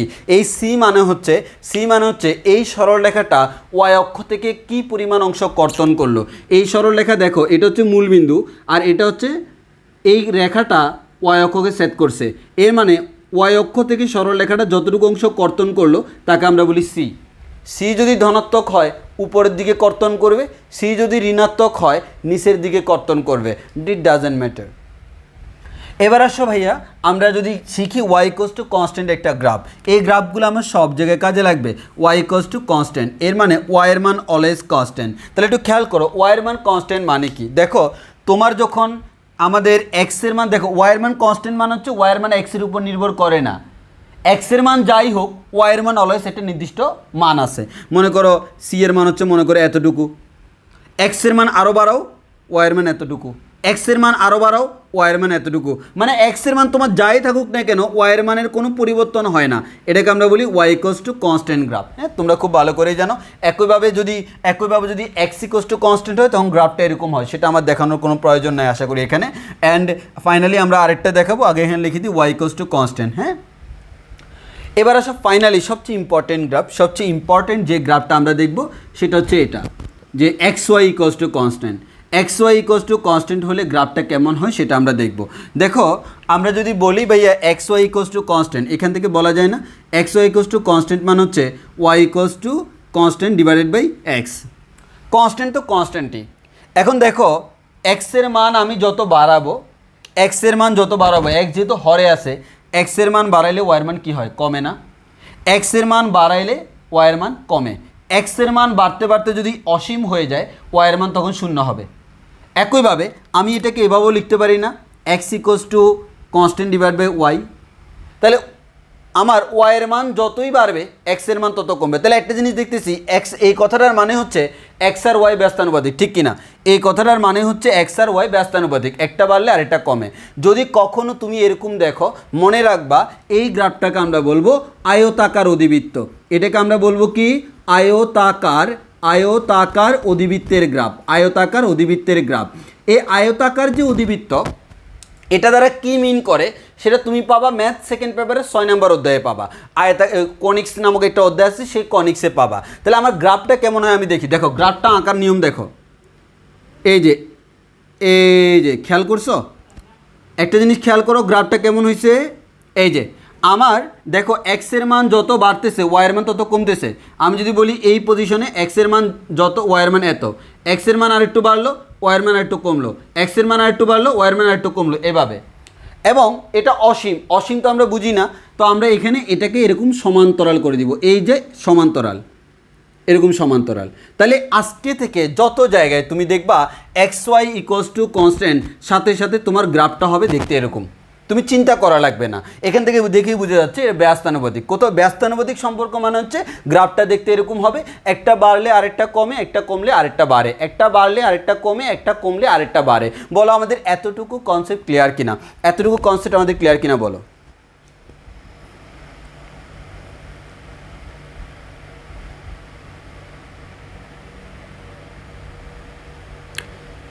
এতটুকু ক্লিয়ার কিনা আমরা একটু প্লিজ বলি, যে এতটুকু আমাদের ক্লিয়ার কিনা। এগুলো কিন্তু আমাদের কেমিস্ট্রিতেও লাগবে। কেমিস্ট্রি যারা পড়াবে তারা তো তোমাকে আর গ্রাফিক্যাল ব্যাপারগুলো খুব বেশি ক্লিয়ার করবে না, এটাই স্বাভাবিক, কারণ এগুলো হচ্ছে ম্যাথমেটিক্যাল টার্ম, আমরা ফিজিক্সে ম্যাথে পড়াই। হ্যাঁ দেখো যদি কখনো তুমি দেখো Y equals to M X, Y equals to M X হলে তোমার টেনশন ছাড়া তুমি জাস্ট এক্স আর ওয়াই অক্ষের সাথে বিন্দু মূল বিন্দু আছে না, মূল বিন্দু দিয়ে তুমি একটা গ্রাফ আঁকে দিবা, শেষ। মূল বিন্দু দিয়ে যাবে এমন একটা সরল রেখা, এটা হচ্ছে Y equals to M X. আর Y equals to M X plus C মানে হচ্ছে মূল বিন্দু দিয়ে যাবে না, অন্য যে কোনো জায়গা দিয়ে যাইতে পারে। কোন দিক দিয়ে যাবে সেটা ডিপেন্ড করে তার সি এর উপর। সি মানে হচ্ছে ওয়াই অক্ষ থেকে কর্তৃত অংশ, এই সি মানে হচ্ছে ওয়াই অক্ষ থেকে কর্তৃত অংশ, ওয়াই অক্ষ থেকে কর্তৃত অংশ, এই ওয়াই অক্ষ থেকে কর্তৃত অংশ হচ্ছে সি। তাহলে আমাদের ওয়াই অক্ষ থেকে কতটুকু অংশ কর্তন করলো সেটা দেখে আমরা বলবো। আর যদি ওয়াইয়ের মান কনস্ট্যান্ট হয় গ্রাফটা দেখতে এরকম হবে। আর যদি X Y equals to constant মানে হচ্ছে এক্স এবং ওয়াই পরস্পর ব্যস্তানুপাতিক, তখন গ্রাফটা হবে আয়তাকার অধিবৃত্ত। এই আয়তাকার অধিবৃত্ত কথাটার মিনিং আমরা এখন বুঝবো না, ম্যাথ সেকেন্ড পেপারের কনিক্সে গেলে বুঝবো। আপাতত জাস্ট মেমোরাইজ করে রাখবো, বিকজ এই ধরনের প্রশ্নগুলো পরীক্ষায় আসে যে এটার গ্রাফটা দেখতে কেমন। এটার গ্রাফটা হচ্ছে দেখতে আয়তাকার অধিবৃত্তের মতো। আচ্ছা এবার আসো ভাইয়া আমরা এত কথাগুলো কেন বললাম, এগুলো তো বিভিন্ন জায়গায় লাগবে, বিভিন্ন সময় হয়তো আমি অনেক জায়গায় বলছি। এগুলো আমার লাগবে হচ্ছে বয়েলের সূত্রে গ্রাফ আসে পরীক্ষায়, যে বয়েলের সূত্রে গ্রাফ আঁকো। এখন বয়েলের সূত্রে গ্রাফ যখন আঁকতে বলে তখন আমরা অনেকেই এইভাবে বলি যে কীভাবে বয়েলের সূত্রে গ্রাফ আঁকবো, খুবই কষ্ট হয়ে যায় আমাদের। তা আসো তোমাদের সেই কষ্টটা আমি দূর করে দিই। হ্যাঁ, তো সবাই একটু খেয়াল করে দেখি, পরীক্ষায় আমাদের বয়েলের সূত্র আসবে কেমন। দেখো পরীক্ষা আসলো, এটা হচ্ছে এক্স অক্ষ, এটা হচ্ছে ওয়াই অক্ষ। হ্যাঁ, এটা এক্স অক্ষ, এটা হচ্ছে ওয়াই অক্ষ। তো পরীক্ষায় কি থাকে জানো? পরীক্ষায় থাকে হচ্ছে এক্স অক্ষ বরাবর প্রেশার থাকে, ওয়াই অক্ষ বরাবর ভলিউম থাকে। আবার অনেক সময় দেখা যায় যে কোনোটাই থাকতে পারে, এক্স অক্ষ বরাবর ভলিউম থাকতে পারে, ওয়াই অক্ষ বরাবর প্রেশার থাকতে পারে, যেভাবে আমি দিই আর কি। আচ্ছা, ভালো কথা। তো বিজ্ঞানী বয়েল কি বলে দিছে? বিজ্ঞানী বয়েলের সূত্রে বলে দিছে প্রেশার ভলিউমের গুণফল সমান হচ্ছে কনস্ট্যান্ট বা ধ্রুবক। এবার দেখো গ্রাফ আঁকার নিয়ম দেখো, এটা এক্স অক্ষ, এটা ওয়াই অক্ষ, এটা এক্স অক্ষ, এটা ওয়াই অক্ষ। যখন আমি এই গ্রাফটা আঁকতেছি, এই graph of PV equals two ধ্রুবক, যেহেতু বয়েলের গ্রাফ আঁকতেছি, এই গ্রাফ হচ্ছে পিভি ইকুয়ালস টু ধ্রুবক। তাহলে বয়েলের সূত্রটা আমি গ্রাফিক্যালি দেখাচ্ছি। আচ্ছা, এই ফিটাকে আমি কোন অক্ষে রাখছি ভাইয়া? এক্স অক্ষে। ডাইরেক্ট সরাসরি ফি এর জায়গায় এক্স বসাই দাও। বিটাকে আমি কোন অক্ষে রাখছি? ওয়াই অক্ষে। বি এর জায়গায় ওয়াই বসাই দাও। ইকুয়ালস টু কেমন? ধ্রুবক। এবার তোমরাই বলো এক্স ওয়াই ইকুয়ালস টু ধ্রুবক হলে গ্রাফটা কেমন হয়? ওই যে একটু আগেই কেমন হয়, নাম কি বলো, নাম কি বলো? এক্স ওয়াই ইকুয়ালস টু ধ্রুবক। গ্রাফটার নাম কি দেখি, নামটা বলো। তোমাদের কয়জনের মনে আছে একটু দেখি। এক্স ওয়াই ইকুয়ালস টু ধ্রুবক, গ্রাফের নামটা কি দেখি একটু বলো তো। এটা কিন্তু বিশেষ করে মেডিকেলের জন্য বেশি ইম্পর্টেন্ট এই প্রশ্নটা। এক্স ওয়াই ইকুয়ালস টু ধ্রুবক, এটা কোন গ্রাফটার নাম কি? গ্রাফটার নাম কি? এই যে তানিষ্কে মুনতাহা, আয়তাকার অধিবৃত্ত। হ্যাঁ, আয়তাকার অধিবৃত্ত। এই যে দেখো, এই স্ট্রেট লাইন আসবে, এরপর একটু একটু করে বাঁকাবে, এই যে আবার স্ট্রেট লাইন দিয়ে দিব, শেষ। মানে দেখতে একটু সুন্দর হইতে হবে। কেমন বিদগুটো হয়ে গেছে, এই যে এরকম। ওকে, একইভাবে এই গ্রাফটা আঁকবো, এক্স অক্ষ বরাবর ভলিউম আছে, তাহলে এই বি এর জায়গায় দিব এক্স, আর ওয়াই অক্ষ বরাবর প্রেশার আছে, পি এর জায়গায় দিব ওয়াই। মানে যে অক্ষে যেটা আছে সেটা আর কি। এক্স অক্ষে যেটা আছে তার জায়গায় এক্স, ওয়াই অক্ষে যেটা তার জায়গায় ওয়াই। কোথায় বসাবো? ইকুয়েশানে। কার ইকুয়েশানে? যার জন্য গ্রাফ বের করতেছি। কার জন্য গ্রাফ বের করতেছি? বয়েলের জন্য। তাহলে বয়েলের সূত্রে বসাবো। এই বয়েলের সূত্রে বসাইছিলাম, ইকুয়ালস টু হচ্ছে ধ্রুবক। আর তোমরাই বলো এক্স ওয়াই ইকুয়ালস টু ধ্রুবক আর ওয়াই এক্স ইকুয়ালস টু ধ্রুবক, তো সেম কথা। এক্স ওয়াই যে কথা, ওয়াই এক্স সেম কথা না? জি ভাইয়া, দ্যাট মিনস এটাও সেম গ্রাফ। তো পরীক্ষায় তোমরা বিভ্রান্ত হওয়ার প্রয়োজন নাই। ভাইয়া বইতে আসে এটা, পরীক্ষায় চলে আসছে এটা, তখন আমি কি করব? টেনশন নাই, দুইটার গ্রাফই সেম এবং গ্রাফ এক্স্যাক্টলি সেম। আয়তাকার অধিবৃত্ত, গ্রাফের নাম কি? আয়তাকার অধিবৃত্ত। এবং এই লেখচিত্রটাকে অনেক সময় বলা হয় সমষ্ণ লেখ বলা হয়। কি বলা হয়? সমষ্ণ লেখ বলা হয়। এ কেন সমষ্ণ লেখ বলা হয়? কারণ এই লেখচিত্রের প্রত্যেকটা পজিশনের টেম্পারেচার কেমন? কনস্ট্যান্ট। কারণ বয়েলের সূত্র না, বয়েলের সূত্র তো। দেখো এই গ্রাফের এই পজিশনে যদি তুমি চিন্তা করো, এই পজিশনে প্রেশার ভলিউম এত, আর এই পজিশনে প্রেশার ভলিউম এত। দেখো দুইটা পজিশনে প্রেশার আর ভলিউম সেম না, কিন্তু এই পজিশনের টেম্পারেচার যা, এই পজিশনের টেম্পারেচার সেমই হবে। টেম্পারেচার সেম হবে, টেম্পারেচার সেম হবে, কারণ এটা তো বয়েলের সূত্র।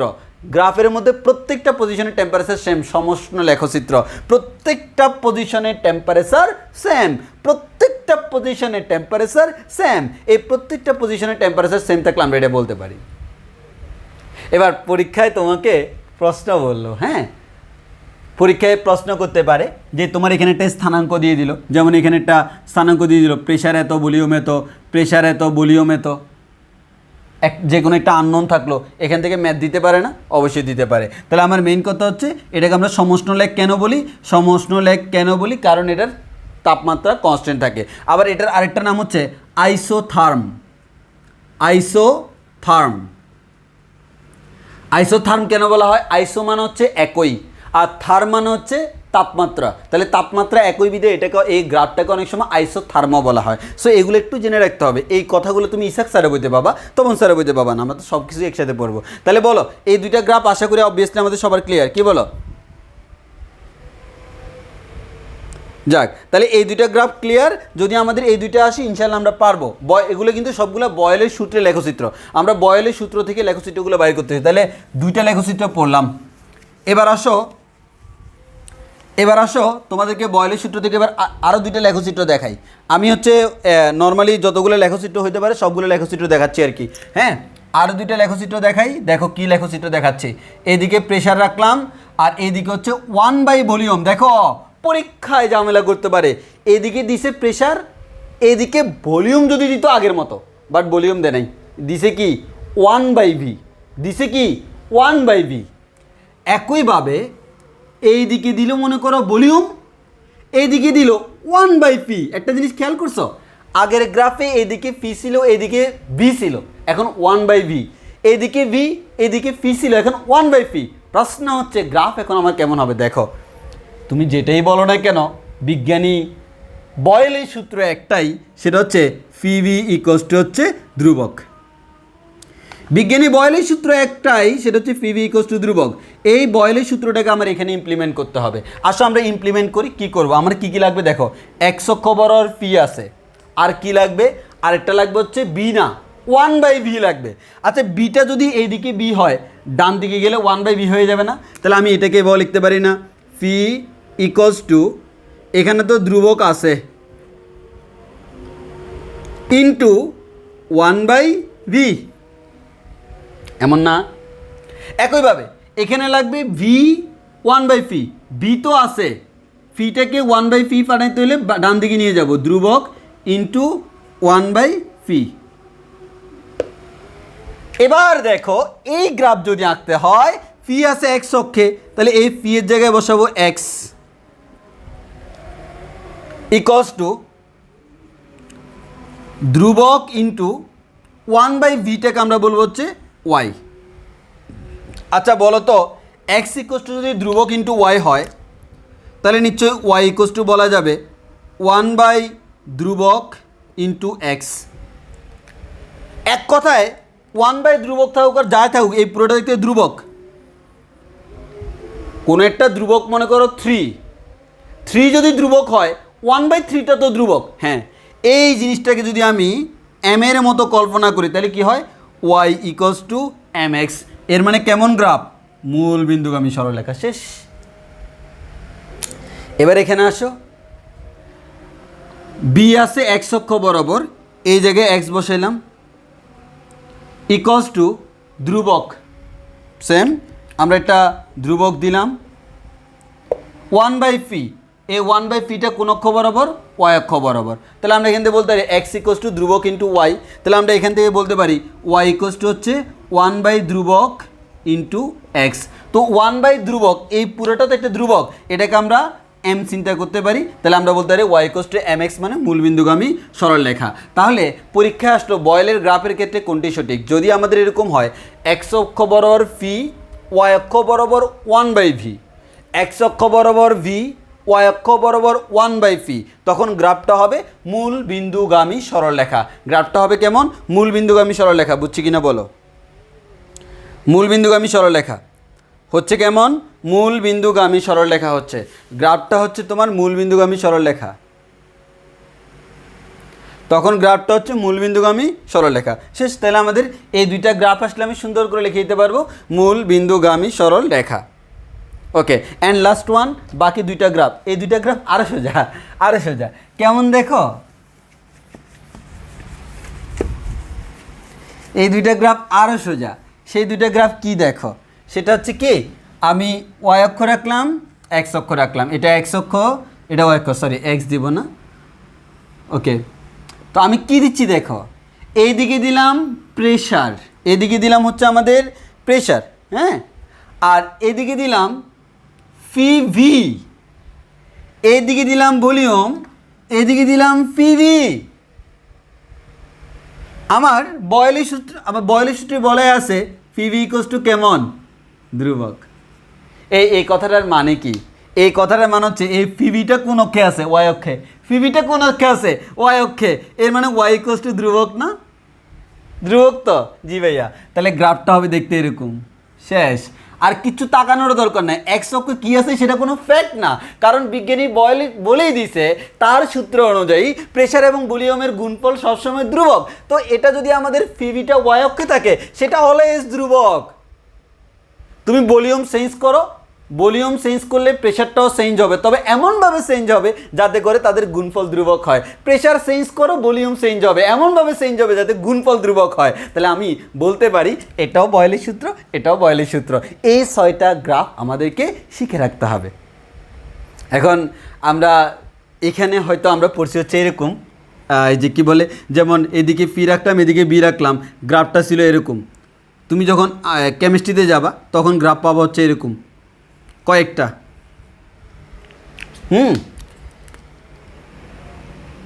এটাও বয়েলের সূত্র, এটাও বয়েলের সূত্র, এটাও বয়েলের সূত্র।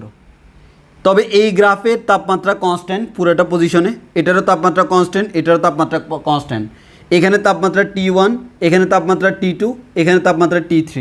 এখন তাপমাত্রা কোনটা বেশি কোনটা কম এই ধরনের কম্প্যারিজন কেমিস্ট্রিতে আছে, আমাদের ফিজিক্সে নাই, ওই কারণে আমরা বলতেছি না। এগুলো বলতে গেলে আরেকটু আমরা ঝামেলা যাব, এগুলো কেমিস্ট্রিতে বলবে। হ্যাঁ, বিবি মরিয়ম এক্স অক্ষটাকেই মানতে কষ্ট হচ্ছে। হ্যাঁ, এক্স অক্ষটাকে মানতে কষ্ট হওয়ার কোনো কারণ নাই, যেহেতু আমার ওয়াইয়ের মানটা ধ্রুবক। ওয়াইয়ের মানটা ধ্রুবক কথাটার মানে কি, ওয়াই এর মান এক্সের উপর নির্ভর করতেছে না। ওয়াইয়ের মান ধ্রুবক মান হচ্ছে ওয়াইয়ের মান অলওয়েজ ফিক্সড, এটা এক্সের উপর ডিপেন্ড করে না, যার কারণে এক্সের দিকে আমি তাকাচ্ছিও না। ওকে, তাহলে আমাদের বয়েলের সূত্র শেষ। এবার আসি আমরা সার্লসের, আমাদের কি বলে সার্লসের সূত্র। তো সার্লসের সূত্র যদি আমি পড়ি, হ্যাঁ, সার্লসের সূত্রটা যদি আমরা দেখি, আমি প্রথমে তোমাদের বই থেকে সার্লসের যে সূত্রটা সেটা বিবৃতি দেখাবো, তাহলে তারপর হচ্ছে আমি বলবো সার্লস এর সূত্র।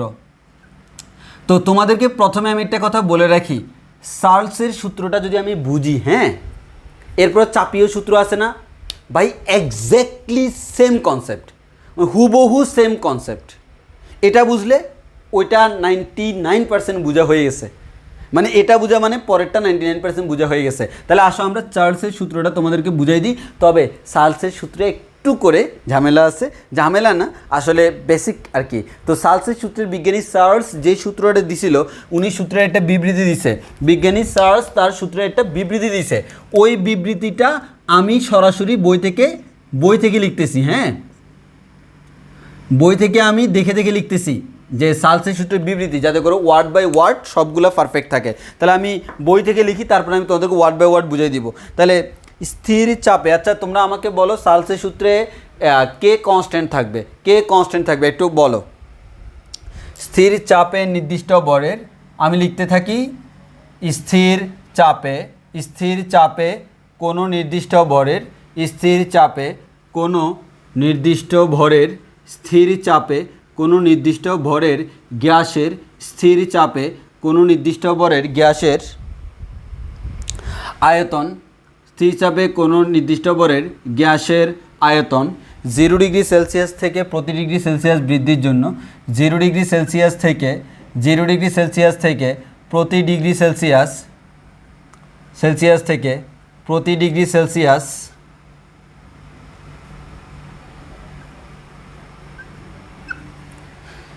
প্রতি ডিগ্রি সেলসিয়াস বৃদ্ধির জন্য 0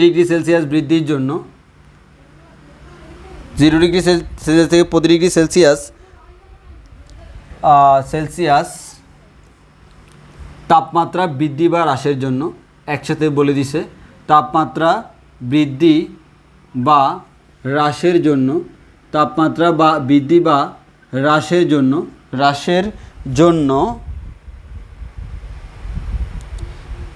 এর 0 ডিগ্রি সেলসিয়াস তাপমাত্রায় আয়তনের, এর 0 ডিগ্রি সেলসিয়াস তাপমাত্রার আয়তনের 1/273 অংশ, যেটাকে আমরা বলতে পারি সংক্ষেপে বলে 0.000366। 1/273 তুমি যদি ক্যালকুলেটারে মারো 0.00366 আসবে।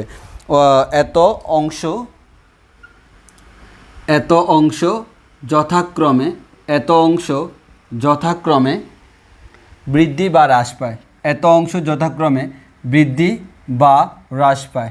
এটাই হচ্ছে আমাদের চার্লসের সূত্র। তো এটা আমি বুঝে দিব, একবার প্রত্যেকটা ওয়ার্ড বাই ওয়ার্ড বুঝাবো, বুঝে গেলে তখন খুবই সহজ মনে হবে। এখন মনে হবে ভাইয়া এটা মুখস্থ করতে কত কষ্ট হয়ে যাবে, কোনো কষ্ট হবে না, আমি এমনভাবে বুঝাবো তুমি তখন এটা নিজে নিজে লিখতে পারবা এই পুরো সূত্রটা।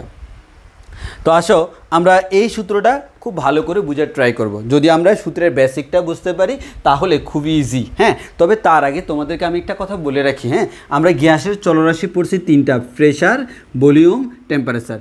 তো প্রেশারের এককগুলো তোমরা জানার কথা। প্রেশারের একক তোমরা জানো নিউটন পার মিটার স্কোয়ার, আবার এটাকে আমরা প্যাসকেলও বলি। আবার প্রেশার আমাদের অনেক সময় অ্যাটমসফিয়ার এককেও থাকতে পারে। হ্যাঁ, আবার প্রেশারটা আমাদের এই যে তোমার কি বলে একটা নির্দিষ্ট হাইট দিয়েও থাকতে পারে, যেটা আমরা পরে বের করব। ফি ইকুয়ালস টু এইচ রো জি দিয়ে বের করা হয়। হাইট দেওয়া থাকলে হাইট থেকে বের করা যায়, সেটা আমরা পরে করব। তারপর যে ভলিউম, আয়তনের একক জেনারেলি মিটার কিউব হয়। তারপর হচ্ছে আমাদের এটা মিলিলিটার, লিটার এগুলো থাকতে পারে। টেম্পারেচারের একক ডিগ্রি সেলসিয়াস হয় অথবা কেলভিন হয়। হ্যাঁ, তবে টেম্পারেচারের আরও অনেকগুলো একক আছে, সেলসিয়াস, কেলভিন, ফারেনহাইট, রোমার, র্যাঙ্কিন। এই যে আমরা এখানে শুধুমাত্র সেলসিয়াস আর কেলভিন পাবো, বাকি সবগুলো আমরা পাবো হচ্ছে তাপগতিবিদ্যা, মানে সেকেন্ড ইয়ারের প্রথমতে তাপগতিবিদ্যার মধ্যে সবগুলো পাবো আমরা। এখানে ফারেনহাইট, রোমার, র্যাঙ্কিন এগুলো নিয়ে কোনো কথা বলবো না, সেলসিয়াস এবং কেলভিন সম্পর্কে জানবো। আর তোমরা ছোটোকাল থেকে একটা জিনিস জানো, সেলসিয়াস এবং কেলভিনের মধ্যে আশা করি তোমরা একটা রিলেশন জানো। সেটা হচ্ছে কি, আমাদের যদি বলি এক্স ডিগ্রি সেলসিয়াস বলা যে কথা, এক্স প্লাস 273 কেলভিন বলাও সেম কথা। আশা করি এটা সবাই জানো যে সেলসিয়াস স্কেলের তাপমাত্রার সাথে আমরা যদি 273 যোগ করি তাহলে আমরা কেলভিন স্কেলের তাপমাত্রা পাবো। সেলসিয়াস স্কেলের তাপমাত্রার সাথে যদি আমরা 273 যোগ করি তাহলে আমরা কি পাবো, কেলভিন স্কেলের তাপমাত্রা পাবো। তবে এটা 273 না, অ্যাকচুয়ালি 273.15 বলে অনেকে বলে 100। তো এটা ব্যাপার না, আমরা এই যে রাউন্ড ফিগার বললে 273 বলি। এগুলো তোমরা আগে থেকে জানার কথা। এখন এবার একটু আমার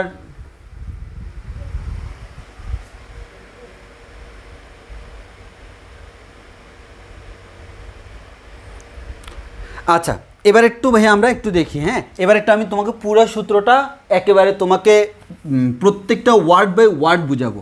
আমি বইয়ের মতো করে হুবহু লিখছি যাতে করে তুমি বই পড়তে গেলে কোনো কনফিউশন না হয়, ঠিক আছে? আসো তোমাদেরকে আমি বুঝাই দিই। হ্যাঁ, আচ্ছা, প্রথম কথা হচ্ছে কার সূত্র? চার্লসের সূত্র। চার্লসের সূত্র কথাটার মানে হচ্ছে স্থির চাপে, মানে হচ্ছে চাপ ধ্রুবক, আমরা আগেই বলছিলাম। আচ্ছা বলো তো, খালি চাপ ধ্রুবক হইলে হবে না, তার পাশাপাশি ভরও কি হইতে হবে? ধ্রুবক হইতে হবে, মানে নির্দিষ্ট বরের জন্য প্রযোজ্য, এটা আমরা আগে থেকে জানি। আর চলরাশির মধ্যে প্রেশারটা কনস্ট্যান্ট, কার কার মধ্যে রিলেশন? ভলিউম এবং টেম্পারেচারের মধ্যে। এর মানে আমাদের প্রেশারটাকে কনস্ট্যান্ট রেখে তার ভলিউম এবং টেম্পারেচারের যে পরিবর্তন সেটা আমরা দেখব। আসো আমি কি দেখতেছি, তারা কি বলল? প্রথম কথা, স্থির চাপে। কেন? চার্লসের সূত্র, কোনো নির্দিষ্ট বরের গ্যাসের। ওকে, দেখো ভাইয়া, বারবার একটা কথা বলছিলাম, প্রেশার এবং বর কনস্ট্যান্ট। কার কার মধ্যে relation? Relation between volume and temperature. এটাই হচ্ছে চার্লসের সূত্র। এখন রিলেশন কেমন সেটা বিজ্ঞানী চার্লস বিভিন্ন পরীক্ষা নিরীক্ষা করে উনি প্রমাণ করছে। বিজ্ঞানী চার্লস তার পরীক্ষালব্ধ প্রমাণ থেকে যেটা পাইছে সেটা আমাদেরকে বলছে, আমরা সেটা শিখতেছি। মানে উনি বলে দিছে এমন হবে, আমরা সেটা এখন শিখতেছি। আসো উনি কি বলছে। মেইন কথা, প্রেশার এবং ভর যদি কনস্ট্যান্ট হয়, নির্দিষ্ট বরের গ্যাসের জন্য প্রেশার কনস্ট্যান্ট হলে ভলিউমের সাথে টেম্পারেচারের কি পরিবর্তন হয় সেটা আমরা চার্লসের সূত্র থেকে পাবো। বিজ্ঞানী চার্লস আমাদেরকে কি বলছে দেখো, যদি এই কন্ডিশনটা ফুলফিল হয়, এই যে ফুলফিল হয়ে গেল, আয়তন 0 ডিগ্রি সেলসিয়াস থেকে প্রতি ডিগ্রি সেলসিয়াস তাপমাত্রা বৃদ্ধি বা হ্রাসের জন্য এর 0 ডিগ্রি সেলসিয়াস তাপমাত্রার আয়তনের 1/273 বা আমাদের 0.00366 অংশ যথাক্রমে বৃদ্ধি বা হ্রাস পায়। কথাটা কেমন বিদঘুটে মনে হচ্ছে না? একেবারেই বিদঘুটে মনে হবে না। সাথে আছে মোবাইল, তোমাদের কোনো টেনশন নাই, মাথা ঘোরার কোনো দরকার নাই। একটু এদিকে মাথাটাকে তাক করাটা চাই, সবাই একটু এদিকে মনোযোগটা দাও। তোমাকে আমি বলতেছি, ভালো করে শুনে রাখো। তোমাকে আমি বলতেছি তুমি খুব ভালো করে শুনে রাখো। এখানে লিখে দিলাম, যেহেতু এটা চার্লসের সূত্র, এটা আমি আমার মতো করে পড়াচ্ছি। চার্লসের সূত্র, এর মানে নির্দিষ্ট বর্ত করব, নির্দিষ্ট ভরের গ্যাসে, নির্দিষ্ট ভরের গ্যাসে কে কনস্ট্যান্ট? Pressure constant. প্রেশার যদি কনস্ট্যান্ট হয় কার মধ্যে রিলেশান? তাপমাত্রা এবং আয়তনের মধ্যে রিলেশান। এবার আসো, আমি এখানে লিখলাম টি, হেডলাইনে লিখতেছি টি, আর এদিকে লিখতেছি ভি, ভলিউম। এবার দেখো, তাপমাত্রা যখন 0 ডিগ্রি সেলসিয়াস, ভাইয়ের কথাটা একটু সুন্দর করে শোনো, তারপর তুমি চিন্তা করো। হ্যাঁ ভাই, কথাটা একটু সুন্দর করে শোনো। উনারা কী বলছে সেটা আমি তোমাকে খুব ভালো করে বুঝাচ্ছি।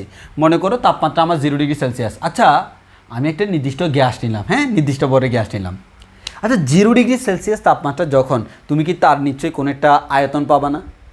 জি ভাই, অবশ্যই পাবো। এই 0 ডিগ্রি সেলসিয়াস তাপমাত্রায় আমার কাছে যে গ্যাসটা ছিল তার যে আয়তন, সেটাকে আমি ধরে নিছি হচ্ছে বি নট। মানে 0 ডিগ্রি সেলসিয়াস তাপমাত্রা এটা ছিল, সেটা আমি জানি। এখন আমার কাজ কি? রিলেশন বের করা। এই তাপমাত্রাটাকে চেঞ্জ করলে আয়তনটা কেমন চেঞ্জ হয়। দেখা গেল তাপমাত্রা যখন 1 ডিগ্রি সেলসিয়াস করলাম, এর মানে কি 0 থেকে 1 বাড়ছে না? ওমা, তাপমাত্রা যখন 1 বাড়ছে, তার ভলিউমটা সেটাও কিছুটা বেড়ে যায়। এখন ভলিউমটা প্লাস সামথিং মানে কিছুটা বাড়ে। প্রশ্ন হচ্ছে কতটুকু বাড়ে? আমার 0 ডিগ্রি সেলসিয়াস তাপমাত্রা আয়তন যা ছিল তার থেকে যদি তাপমাত্রা 1 ডিগ্রি সেলসিয়াস বাড়াই দিই, তার আয়তন আগে যা ছিল তার থেকে কিছুটা বেড়ে যাবে। যদি 1 ডিগ্রি কমাই দিই, আয়তন যা ছিল তার থেকে কিছুটা কমে যাবে। আমার প্রশ্ন ইজ, ভাইয়া যদি আমার তাপমাত্রা 1 ডিগ্রি বাড়াই, এর আয়তনও বেড়ে যায়, কতটুকু বেড়ে যায়? বিজ্ঞানী চার্লস আমাদেরকে বলে দিছে, তুমি 0 ডিগ্রি সেলসিয়াসে আয়তন কত পাইছিলা? ভাইয়া 0তে আয়তন পাইছিলাম বি নট। ওই বি নটকে 273 ভাগের 1 ভাগ নিবা। কি করবা? বি নট এর 273 ভাগের 1 ভাগ নিবা। আয়তন বি নটের মান তো কত হবে আমরা জানি না, যে কোনো একটা মান হইতে পারে 0 ডিগ্রি সেলসিয়াস তাপমাত্রায়। ওই 0তে যা ছিল তাকে 273 ভাগ করো। 273 ভাগের 1 ভাগ মানে কি? আচ্ছা, গণিতের ভাষায় এর জায়গায় আমরা কি করি? গুণ লিখি না? তাহলে বি নট ইন্টু 1/273, এর মান হচ্ছে বি নট বাই 273। এই এতটুকু বাড়ে বা কমে কার জন্য? 1 ডিগ্রি সেলসিয়াস বাড়া বা কমার জন্য। এবার কথা ক্লিয়ার কিনা দেখো, সুন্দর করে আমি বলি। এর মানে হচ্ছে 0 ডিগ্রি সেলসিয়াস তাপমাত্রা আয়তন যা ছিল তার থেকে যদি 1 ডিগ্রি বাড়াই, তার আয়তনটা 0তে যা ছিল তার থেকে, ওই 0তে যা ছিল তার 273 ভাগের 1 ভাগ বেড়ে যাবে। এর মানে এই পরিমাণ বাড়বে। তাহলে আয়তন কতটুকু বাড়বে? 273 ভাগের 1 ভাগ। 0তে যে এত ছিল, এর মানে 1 ডিগ্রি বাড়াইলে বেড়ে যায় এতটুকু। তাহলে বলো তো, আমি যদি এখানে বলি ভাইয়া এদিকে দেখো একটু করে চাইয়া, আমার এখানে যখন 1 ডিগ্রি সেলসিয়াস ছিল আমার আয়তনটা V nought plus V nought by 273 ছিল। এখন এইটা ছিল আমার যখন তাপমাত্রা 1 ডিগ্রি সেলসিয়াস, আমি যখন তাপমাত্রা 1 ডিগ্রি বাড়াই দিলাম, আমার কি আয়তন আগের মতো থাকবে কি থাকবে না? থাকবে না। এই আয়তন যদি সমান না থাকে, এই আয়তনটা ছিল 1-এর জন্য, 1 থেকে আরও 1 বাড়াইছি না?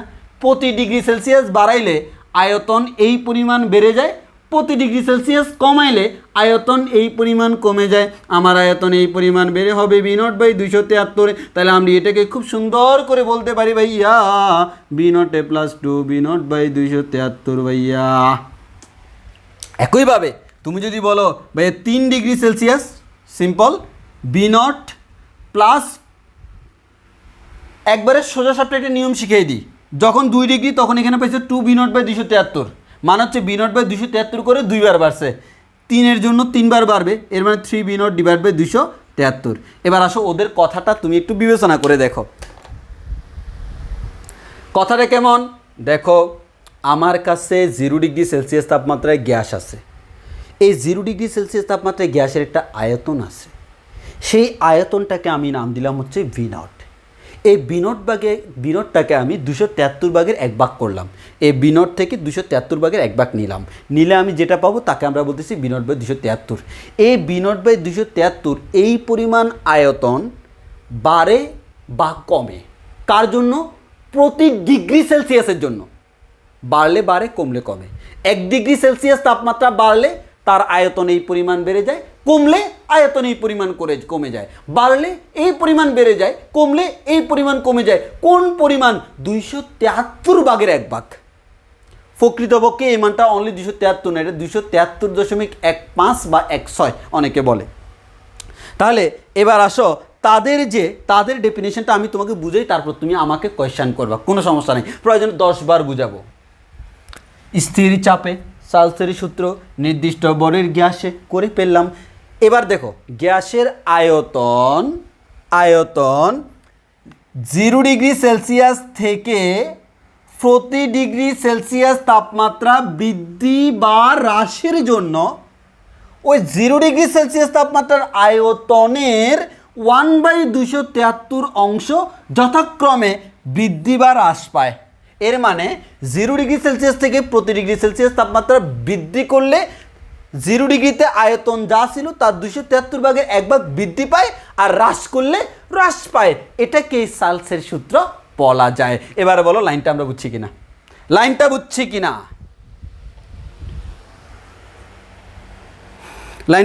এবার বলো।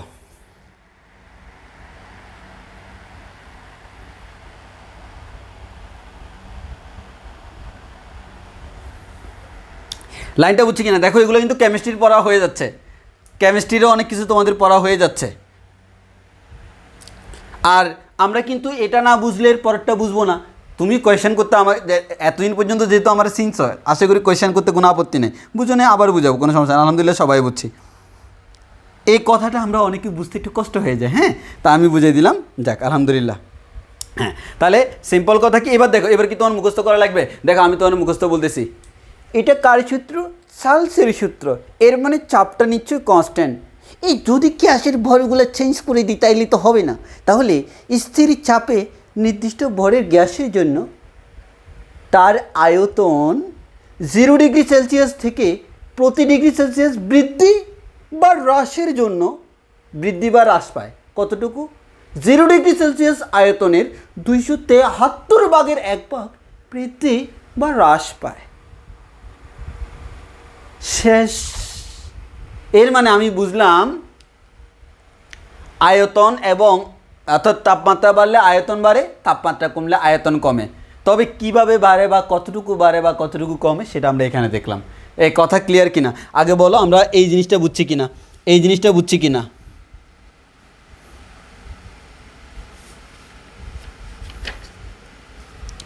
এই জিনিসটা বুঝছি কিনা আর একটু সুন্দর করে পাশে লিখে রাখবো ব্র্যাকেটে, গে লুসাক, তার নাম গে লুসাক। অর্থাৎ এই সূত্রটা আবার হুবহু সেম সূত্রটা দিছে হচ্ছে বিজ্ঞানী গে লুসাক, তবে এভাবে না, বিজ্ঞানী গে লুসাক কীভাবে দিছে সেটা আমরা এখনই দেখব। তবে ঠিক সেম ক্যাটাগরির সূত্র দিছে বিজ্ঞানী গে লুসাক, ওই কারণে সালসের সূত্রকে আমরা অনেক সময় গে লুসাকের সূত্রও বলি, জেনে রাখা ভালো, জেনে রাখা ভালো। এটাকে গে লুসাকের সূত্র বলে, অনেকে মনে করে গে লুসাকের সূত্র মনে হয় এটা ভিন্ন হবে, না না। আর তোমরা দেখো, এই তোমরা নাম নিয়ে এরকম করবে না, গে লুসাক হচ্ছে তার নাম। সে যখন গে লুসাক যখন জন্মেছিলেন 1800, এই যে তোমার 1800 শতকের দিকে, মানে 1800 শতকে গে লুসাক জন্মগ্রহণ করছে। উনি তখন ওই সময় ভাই গে কথাটা প্রচলন ছিল না, তখন মানুষ এগুলো চিন্তাই করতে পারতো না। দিন যত ডিজিটাল হচ্ছে মানুষ তত কুকর্ম করতেছে, মানুষের মন এত বিকৃত হচ্ছে, তারা বলে মানে এটার জন্য একটা আবার এই যে কী বলে ওদের একটা পৃথিবীও আছে আলাদা, এটা হচ্ছে তার নাম। তুমি ওইখানে এগুলোর মধ্যে অন্য কোনো কিছু আনিও না, ছি ছি ছি ছি, আমরা ছি মার্কা কথাবার্তা যাবো না। আচ্ছা আসো, এখন এখন আসি আমরা এই সূত্রটাকে একটু অন্যভাবে দেখাবো, মানে অন্যভাবে কি সুন্দর করে একটু দেখাই, হ্যাঁ মানে তোমাদের বুঝতে সুবিধা হওয়ার জন্য আমি একটু সুন্দর করে তোমাদেরকে সাজিয়ে দেখাই।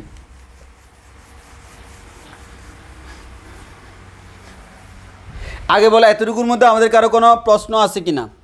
এতটুকুর মধ্যে আমাদের কারো কোনো প্রশ্ন আছে কি না, বা আমরা এতটুকু ক্লিয়ারলি বুঝছি কি না? এতটুকু ক্লিয়ারলি বুঝছি কি না একটু বলি। কোনো কোয়েশ্চেন থাকলে কোয়েশ্চেন করি।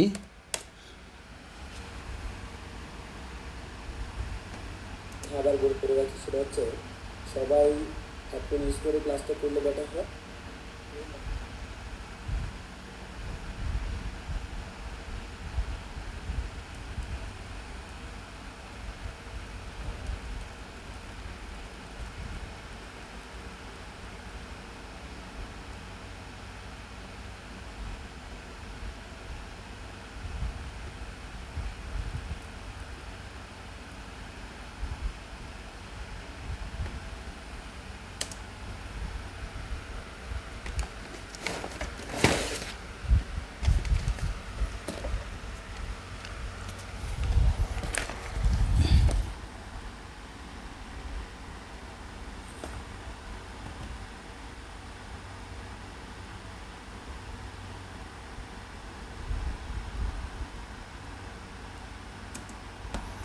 আচ্ছা একটু ওয়েট, হ্যাঁ কোথায় ছিলাম আমরা?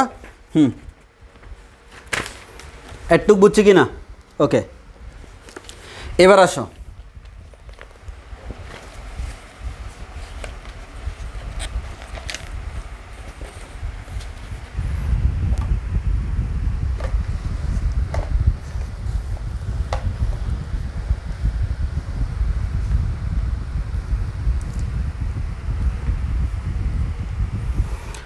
আচ্ছা এবার হচ্ছে তোমরা এখানে এই সার্লসের সূত্রের মধ্যে তোমরা যে এটা 1/273 পাচ্ছ, সার্লস এর সূত্র। এই সার্লসের সূত্রের মধ্যে আমরা একটা টার্ম পাচ্ছি 1/273। এই যে 1/273 এই জিনিসটাকে আমরা বলি হচ্ছে এটাকে আমরা বলি হচ্ছে স্থির চাপে, এটাকে আমরা গামা ফি দ্বারা প্রকাশ করি। সার্লসের সূত্র মান হচ্ছে চাপ কনস্ট্যান্ট, এর মানে স্থির চাপে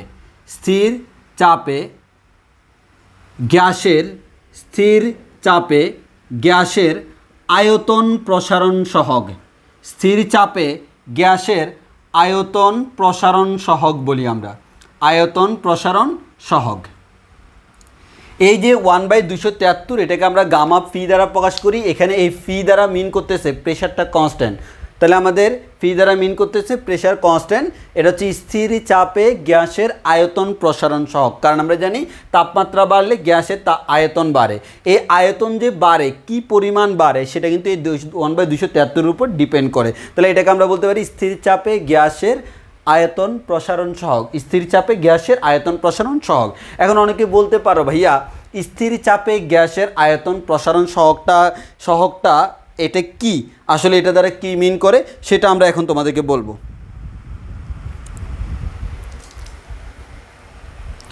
তাহলে এটা আমরা একটু দেখি। মনে করো আমাদের এখানে আছে এই যে এখানে আমাদের 1 মিটার কিউব গ্যাস আছে, 1 মিটার কিউব আমাদের গ্যাস আছে। তো আমাদের যদি 1 মিটার কিউব গ্যাস থাকে তাহলে একটু ভালো করে খেয়াল করে দেখি, আমাদের গ্যাস আছে 1 মিটার কিউব।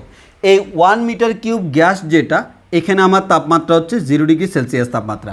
তাহলে 0 ডিগ্রি সেলসিয়াস তাপমাত্রায় আমার কাছে 1 মিটার কিউব পরিমাণ কি আছে, গ্যাস আছে। যদি 0 ডিগ্রি সেলসিয়াস তাপমাত্রায় আমার কাছে 1 মিটার কিউব পরিমাণ গ্যাস থাকে, তাহলে এই গ্যাসের তাপমাত্রা যদি 1 ডিগ্রি সেলসিয়াস বৃদ্ধি করলে তার আয়তন কি হবে, বৃদ্ধি পাবে। তাহলে এই গ্যাসের তাপমাত্রা 1 ডিগ্রি সেলসিয়াস বৃদ্ধি করলে তার আয়তন যে বৃদ্ধি পাবে, আয়তন কতটুকু বৃদ্ধি পাবে আমরা জানি, 1 ডিগ্রি সেলসিয়াস বৃদ্ধি করলে তার আয়তন বৃদ্ধি প্রায় হচ্ছে V0/273, ঠিক কি না? আমি যদি 1 ডিগ্রি সেলসিয়াস তাপমাত্রা বৃদ্ধি করি, আয়তন এতটুকু বৃদ্ধি পায়। এখন এই যে V0 মানে হচ্ছে 0 ডিগ্রি সেলসিয়াস তাপমাত্রায় তার আয়তন। এই 0 ডিগ্রি সেলসিয়াস তাপমাত্রা আয়তনটা কত, মিটার কিউব। তাহলে এটা যদি 1 হয়, এটাকে আমি বলি 1/273। দেখো তো এটা আমার গামা ফি কিনা, একটু ভালো করে তাকাই দেখো তো এটা আমাদের গামা ফি কিনা।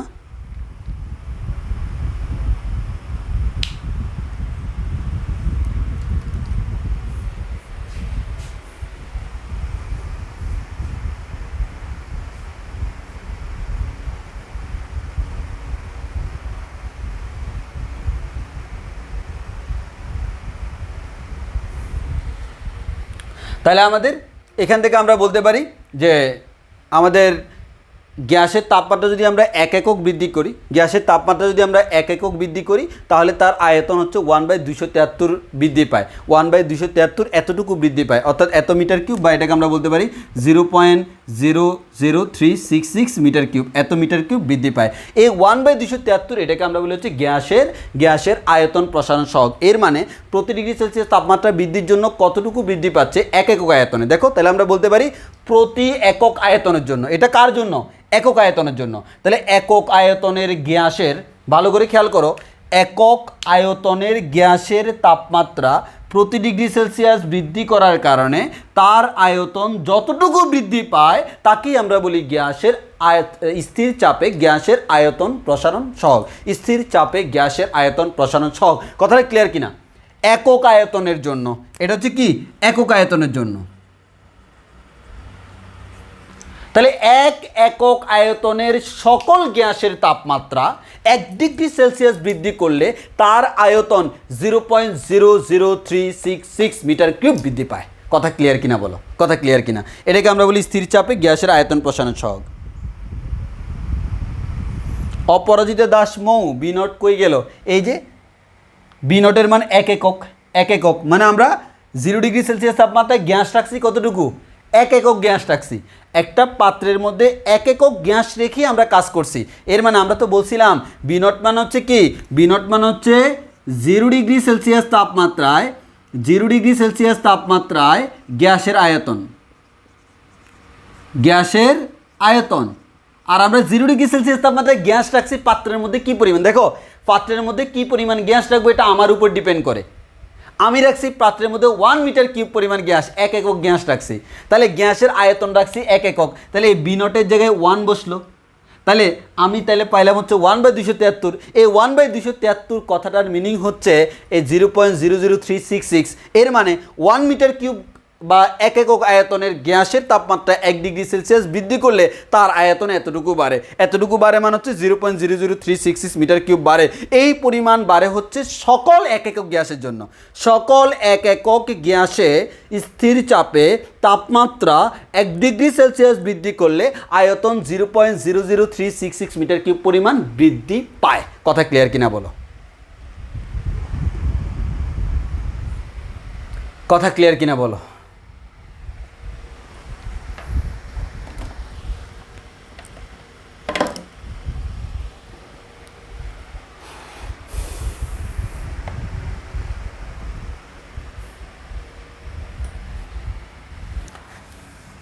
তাহলে আসো এবার হচ্ছে আমরা এটা গাণিতিক, ওই যে একটু গাণিতিক যে ব্যাখ্যাটা সেটা আমরা একটু দেখি সুন্দর করে, যে আমরা সুন্দর করে খাতায় নোট করে ফেলবো এভাবে। এই যে যেহেতু সালসের সূত্র পড়তেছি, স্থির চাপে, স্থির চাপে অবশ্যই চাপ স্থির থাকবে। স্থির চাপে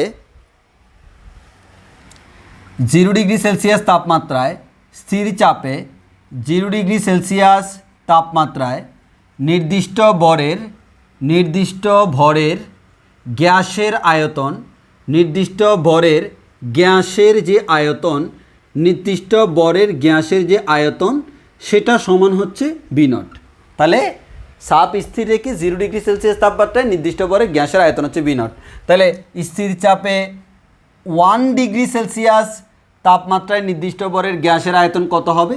অবশ্যই বি নট ছিল আগে যা, তার সাথে বাড়বে, যেহেতু তাপমাত্রা 1 ডিগ্রি সেলসিয়াস বাড়াইছি, আয়তনও আদি আয়তনের মানে হচ্ছে 0 ডিগ্রি সেলসিয়াস তাপমাত্রার আয়তনের 273 ভাগের 1 ভাগ বাড়বে।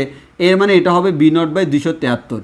যদি আমি বলি স্থির চাপে 2 ডিগ্রি সেলসিয়াস তাপমাত্রায় নির্দিষ্ট ভরের গ্যাসের আয়তন, তখন এটা হবে এটার সাথে আরও বি নট বাই 273 বাড়বে। এর মানে V nought plus 2 V nought by 273।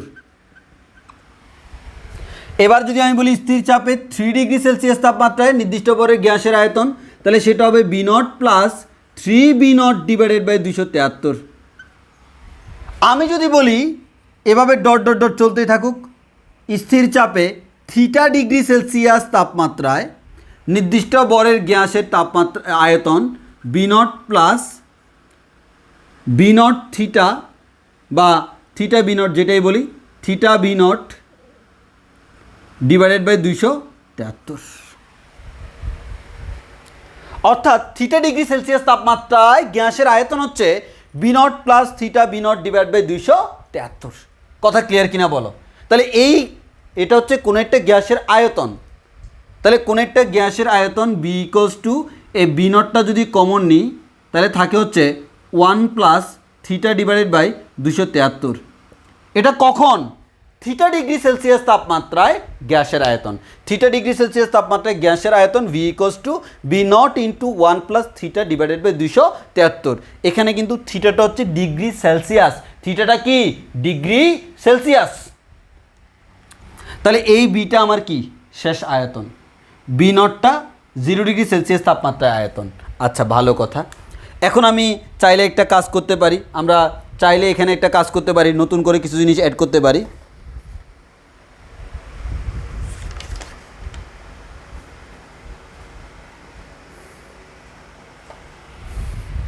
আচ্ছা তাহলে একটু ভালো করে খেয়াল করো, আমি দেখলাম হচ্ছে ভাইয়া থিটা ডিগ্রি সেলসিয়াস তাপমাত্রায় কোনো একটা গ্যাসের আয়তন হচ্ছে এতটুকু আমরা বুঝছি কিনা একটু আমাকে বলো তো। থিটা ডিগ্রি সেলসিয়াস তাপমাত্রায় কোনো একটা গ্যাসের আয়তন ভি ইকোয়াস টু এত, যেখানে আমাদের ভি নট মান হচ্ছে 0 ডিগ্রি সেলসিয়াস তাপমাত্রা আয়তন, থিটা মান হচ্ছে কত ডিগ্রি সেলসিয়াস তাপমাত্রা। এতটুকু আমরা বুঝছি কিনা? এক ঐকিক নিয়ম জাস্ট ঐকিক নিয়ম যে আমাদের 0 ডিগ্রি সেলসিয়াস তাপমাত্রা আয়তন ভি নট, যখন তাপমাত্রা 1 ডিগ্রি সেলসিয়াস আয়তন এতটুকু বেড়ে গেল, আরও 1 ডিগ্রি বাড়লে আরও এতটুকু বাড়বে, আরও 1 ডিগ্রি বাড়লে আরও এতটুকু বাড়বে। এভাবে আমরা বলতে পারি থিটা ডিগ্রি সেলসিয়াস তাপমাত্রা তার আয়তনটা হবে V nought plus theta V nought divide by 273। V নটটা কমন গেল, তাহলে V equals to V nought plus V nought into 1 plus theta divide by 273 লেখা যায়। তাহলে আমরা এটাকে আমি সুন্দর করে লাইনটা তোমাকে লিখে দিই। সুন্দর করে যদি লাইনটা লিখে দিই সেটা কেমন হয় দেখো, সেটা হবে এরকম। স্থির চাপে থিটা ডিগ্রি সেলসিয়াস তাপমাত্রায় নির্দিষ্ট ভরের গ্যাসের আয়তন, নির্দিষ্ট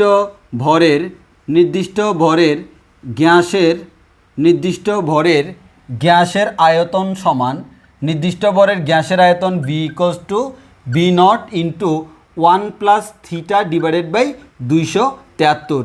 তুমি চাইলে এটাকে এভাবে লিখলেও ভুল হবে না, বি নট ইন্টু 1 প্লাস দেখো 1 বাই 273, এটাকে আমরা লিখতে পারি গামা ফি ইন্টু থিটা লেখা যায়। এখানে গামা ফিটাকে আমরা বলি হচ্ছে স্থির চাপে গ্যাসের আয়তন প্রসারণ সহগ। তাহলে এটা আমরা লিখলাম। এখান থেকে আমরা একটা জিনিস দেখবো, দেখো ছোট্ট করে জাস্ট লসাগু নিব। লসাগু নিলে কী হয় একটু দেখো, মানে খুবই সুন্দর একটা জিনিস হয়ে যাবে। V equals to V nought into 273 যদি তুমি লসাগু নাও তাহলে তুমি কি পাবা দেখো তো, 273 প্লাস থিটা। আচ্ছা একটা জিনিস খেয়াল করো তো, উপরের যে টার্মটা, এই টার্মটা হচ্ছে 273 প্লাস থিটা।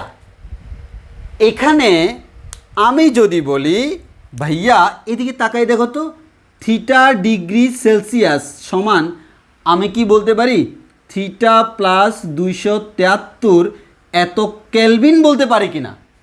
অর্থাৎ থিটার সাথে 273 যোগ করে ফেললে সেটা আর থিটা সেলসিয়াস থাকে না, কেলভিন হয়ে যায়। আমি ধরে নিলাম এটা হচ্ছে টি কেলভিন। কত কেলভিন? টি কেলভিন। অর্থাৎ থিটার সাথে 273 যোগ করলে সেটা হয়ে যাচ্ছে কেলভিন। এই থিটা প্লাস 273 দেখতে কেমন বিদঘুটে লাগে, সেটাকে আমি বললাম হচ্ছে টি ক্যালভিন, টি ক্যালভিন, টি ক্যালভিন, টি ক্যালভিন। তাহলে আমি এখানে সুন্দর করে বলে দিলাম V equals two V naught into এই যে টি ডিভাইড বাই 273। 0 ডিগ্রি সেলসিয়াস তাপমাত্রায় গ্যাসের আয়তন কনস্ট্যান্ট, আর তাপমাত্রা তো চেঞ্জ হচ্ছে, তাপমাত্রার সাথে সাথে আয়তনটা চেঞ্জ হবে।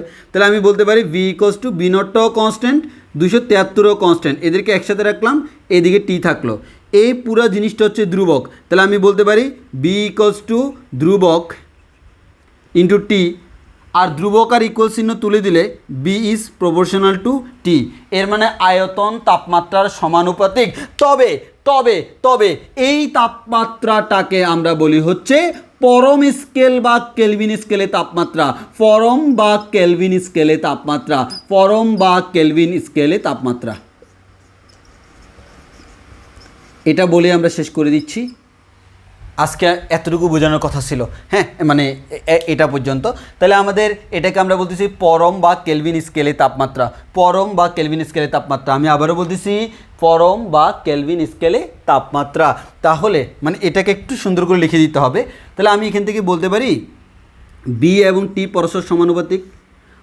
ভালোভাবে মাথায় রাখো, এখানে যে আমরা টি ব্যবহার করতেছি, এই টিটা কিন্তু সেলসিয়াস না, টিটার একক হচ্ছে একক কেলভিন। সবাই ভুল করে, একক হচ্ছে কেলভিন। এর মানে তোমাকে যখন ম্যাথ করতে দিব, তুমি টি কোন যেখানে টি আছে তুমি কোন এককে করবা, সেলসিয়াস থাকলে অবশ্যই কেলভিনে রূপান্তর করবা। এই কথা ক্লিয়ার কিনা? আমার কথা আমি আবার বলতেছি, কোনো একটা ম্যাথের মধ্যে তুমি টি এর জায়গায় তোমাকে বলছে 30 ডিগ্রি সেলসিয়াস, তুমি সেলসিয়াসে রাখতে পারবা না, না না, তোমাকে কেলভিনে নিতে হবে। কারণ টি এর একক আমরা কেলভিন পাইছি, কেলভিনে রূপান্তর করে আমি সূত্র বানাচ্ছি। তাহলে আমি কি বলতে পারি কোনো একটা গ্যাসের আয়তন, এটাও কিন্তু তাপমাত্রা না, পরম তাপমাত্রা, পরম তাপমাত্রা, পরম তাপমাত্রা। কারণ কেলভিন স্কেলটাকে আমরা বলি হচ্ছে পরম স্কেল। কেলভিন স্কেলকে কি বলি? পরম স্কেল বলি। এই পরম স্কেলে তাপমাত্রাকে আমরা বলতেছি পরম তাপমাত্রা। তাহলে কোন একটা নির্দিষ্ট তাপমাত্রায় পরম তাপমাত্রা, আমার কোন একটা নির্দিষ্ট স্থির চাপে কোন একটা গ্যাসের আয়তন পরম তাপমাত্রার সমানুপাতিক। আয়তন কি? পরম তাপমাত্রার সমানুপাতিক। অনেক সময় বলা হয় পরম স্কেলে সালসের সূত্র, পরম স্কেলে, এটা কিন্তু পরম স্কেলে সালসের সূত্র। সেটা হচ্ছে কি?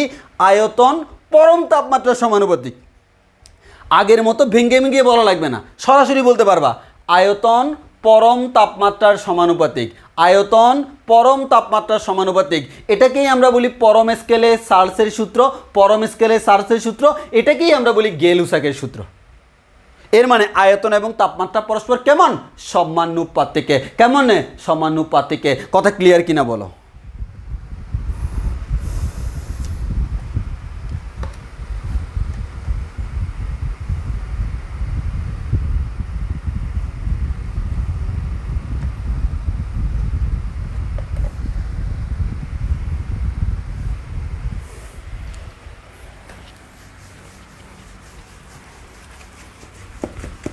তাহলে আমরা একটু নোট করার জন্য সুন্দর করে লিখে দিই, যেহেতু তোমরা একসাথে নোট করে ফেলবা। তাহলে তোমরা এরকম লিখবা পরম স্কেলে, আগে ছিল ডাইরেক্ট সালসের সূত্র। যদি পরীক্ষায় বলে পরম স্কেলে সালসের সূত্র, তখন আমরা এটা এভাবে লিখবো পরম স্কেলে সালসের সূত্র। কারণ সেলসিয়াস, কেলভিন, ফারেনহাইট এগুলো এক একটা স্কেল। কিসের স্কেল?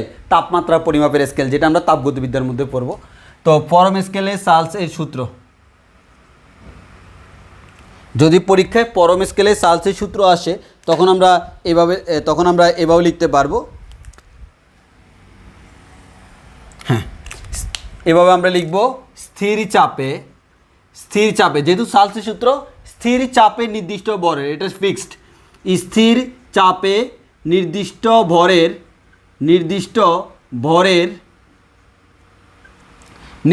ভরের গ্যাসের আয়তন, নির্দিষ্ট ভরের গ্যাসের আয়তন পরম বা কেলভিন তাপমাত্রার সমানুপাতিক। পরম বলা যে কথা, অর্থাৎ কেলভিন স্কেলটাকে আমরা বলি হচ্ছে পরম স্কেল, কেলভিন তাপমাত্রা মানে হচ্ছে পরম তাপমাত্রা। তাহলে পরম বা কেলভিন তাপমাত্রার সমানুপাতিক, পরম বা কেলভিন তাপমাত্রার সমানুপাতিক, পরম বা কেলভিন তাপমাত্রার সমানুপাতিক, পরম বা কেলভিন তাপমাত্রার সমানুপাতিক। এই কথাটার মানে হচ্ছে ভলিউম ইজ প্রপোর্শনাল টু টি, যখন প্রেসার এম কনস্ট্যান্ট। অবশ্যই মাথা রাখবো, এখানে টি মানে হচ্ছে পরম তাপমাত্রা। আর পরম তাপমাত্রা মানে হচ্ছে পরম বা কেলভিন তাপমাত্রা। এটা কখনো সেলসিয়াসে হবে না, কেলভিন তাপমাত্রা।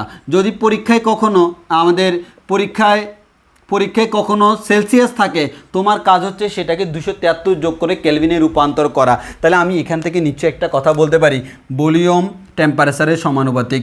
এর মানে volume equals to constant into temperature. এর মানে ভলিউম এবং টেম্পারেচারের অনুপাত একটা ধ্রুবক সব সময়। তাহলে আমরা বলতে পারি বিজ্ঞানী চার্লসের সূত্র অনুযায়ী এটাকে আমরা বলতে পারি আবার কার সূত্র, এটাকে আমরা বলতে পারি গে লুসাকের সূত্র। কার সূত্র?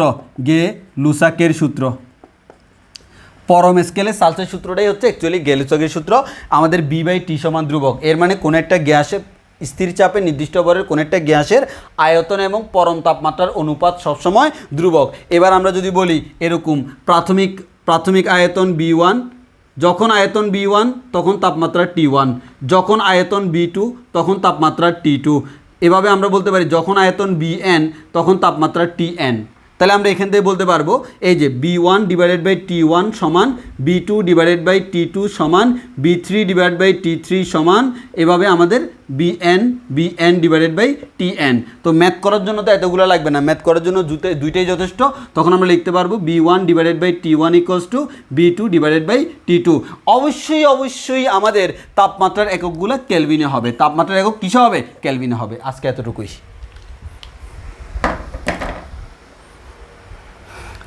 এতটুকুর মধ্যে কোনো কনফিউশন আছে কিনা বলো?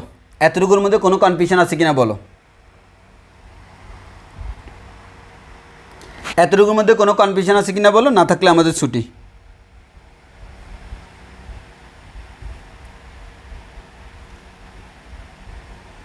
কোনো কোয়েশ্চেন থাকলে বলো। আর এটা না বুঝলে কিন্তু আমরা চাপীয় সূত্রটা বুঝবো না। এটা বুঝার পর চাপীয় সূত্র পড়াতে 5 মিনিট লাগবে, সেটা আমরা আগামী ক্লাসে পড়াবো। আর তোমাদেরকে বই থেকে অবশ্যই রিডিং পড়তে হবে, বই থেকে অবশ্যই রিডিং পড়তে হবে।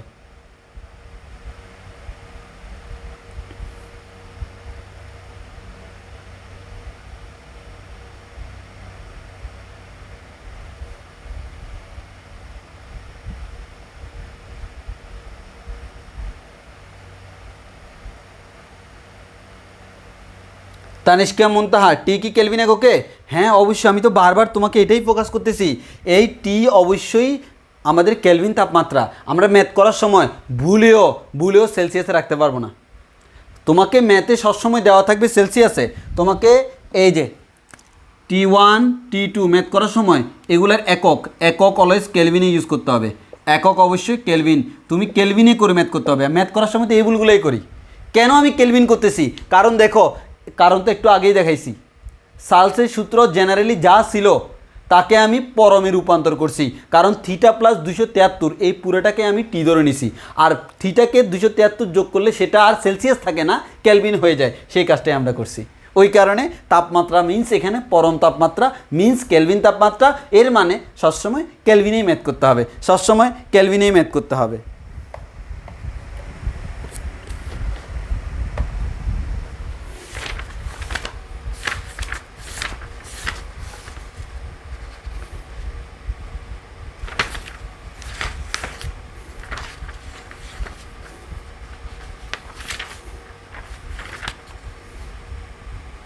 হ্যাঁ, এতটুকুর মধ্যে কারো কোনো কোয়েশ্চেন আছে কিনা বলো? এতটুকুর মধ্যে কারো কোনো কোয়েশ্চেন আছে কিনা?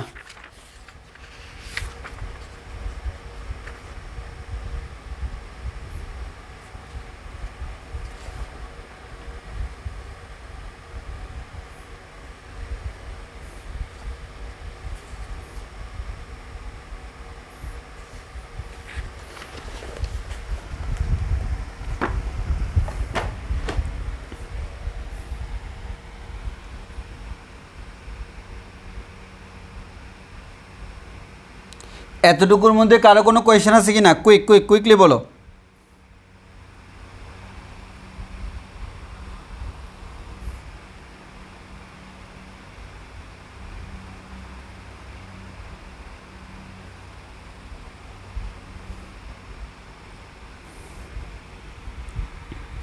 ইসলাম আশিক ভাইয়া, উত্তর কি কেলভিন বা সেলসিয়াস যে কোনো একটাতে রাখলেই হবে নাকি কেলভিনে রাখতে হবে? আচ্ছা আমি বলি, তোমার উত্তর কেলভিনে রাখলেও সমস্যা নেই, সেলসিয়াসে রূপান্তর করলেও সমস্যা নেই, উত্তর যে কোনোভাবে রাখতে পারবা। বাট সূত্র যখন ব্যবহার করবা, সূত্রের মধ্যে তাপমাত্রার প্রত্যেকটা পজিশনে কেলভিনে বসাইতে হবে। সূত্রের মধ্যে তাপমাত্রার প্রত্যেকটা পজিশন কেলভিনে বসাইতে হবে, না হয় আনসার ভুলে আসবে। আর আনসার কেলভিন সেলসিয়াস দুইটাতেই যে কোনোটাতে দেখাও, হোয়াট এভার, নো প্রবলেম। এমসিকিউতে যেটা অপশান দেখবা, আর রিটেনের ক্ষেত্রে তুমি যেটাই রাখো কোনো সমস্যা হবে না।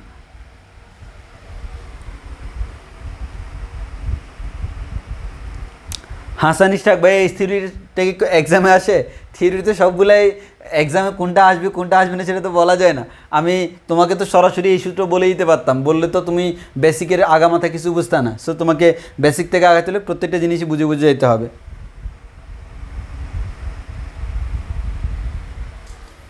ওকে, তাহলে যেহেতু কারো কোনো কোয়েশ্চেন নেই, আমাদের নেক্সট ক্লাসে আমরা সালসের সূত্রটা পড়াই ফেলবো। আর এখানে ছোট্ট একটা জিনিস বাকি আছে, পরম স্কেল, সেটা আমরা রিলেটেড টপিক, সেটা আমরা আগামী ক্লাসে শুরুতেই বলে দিব।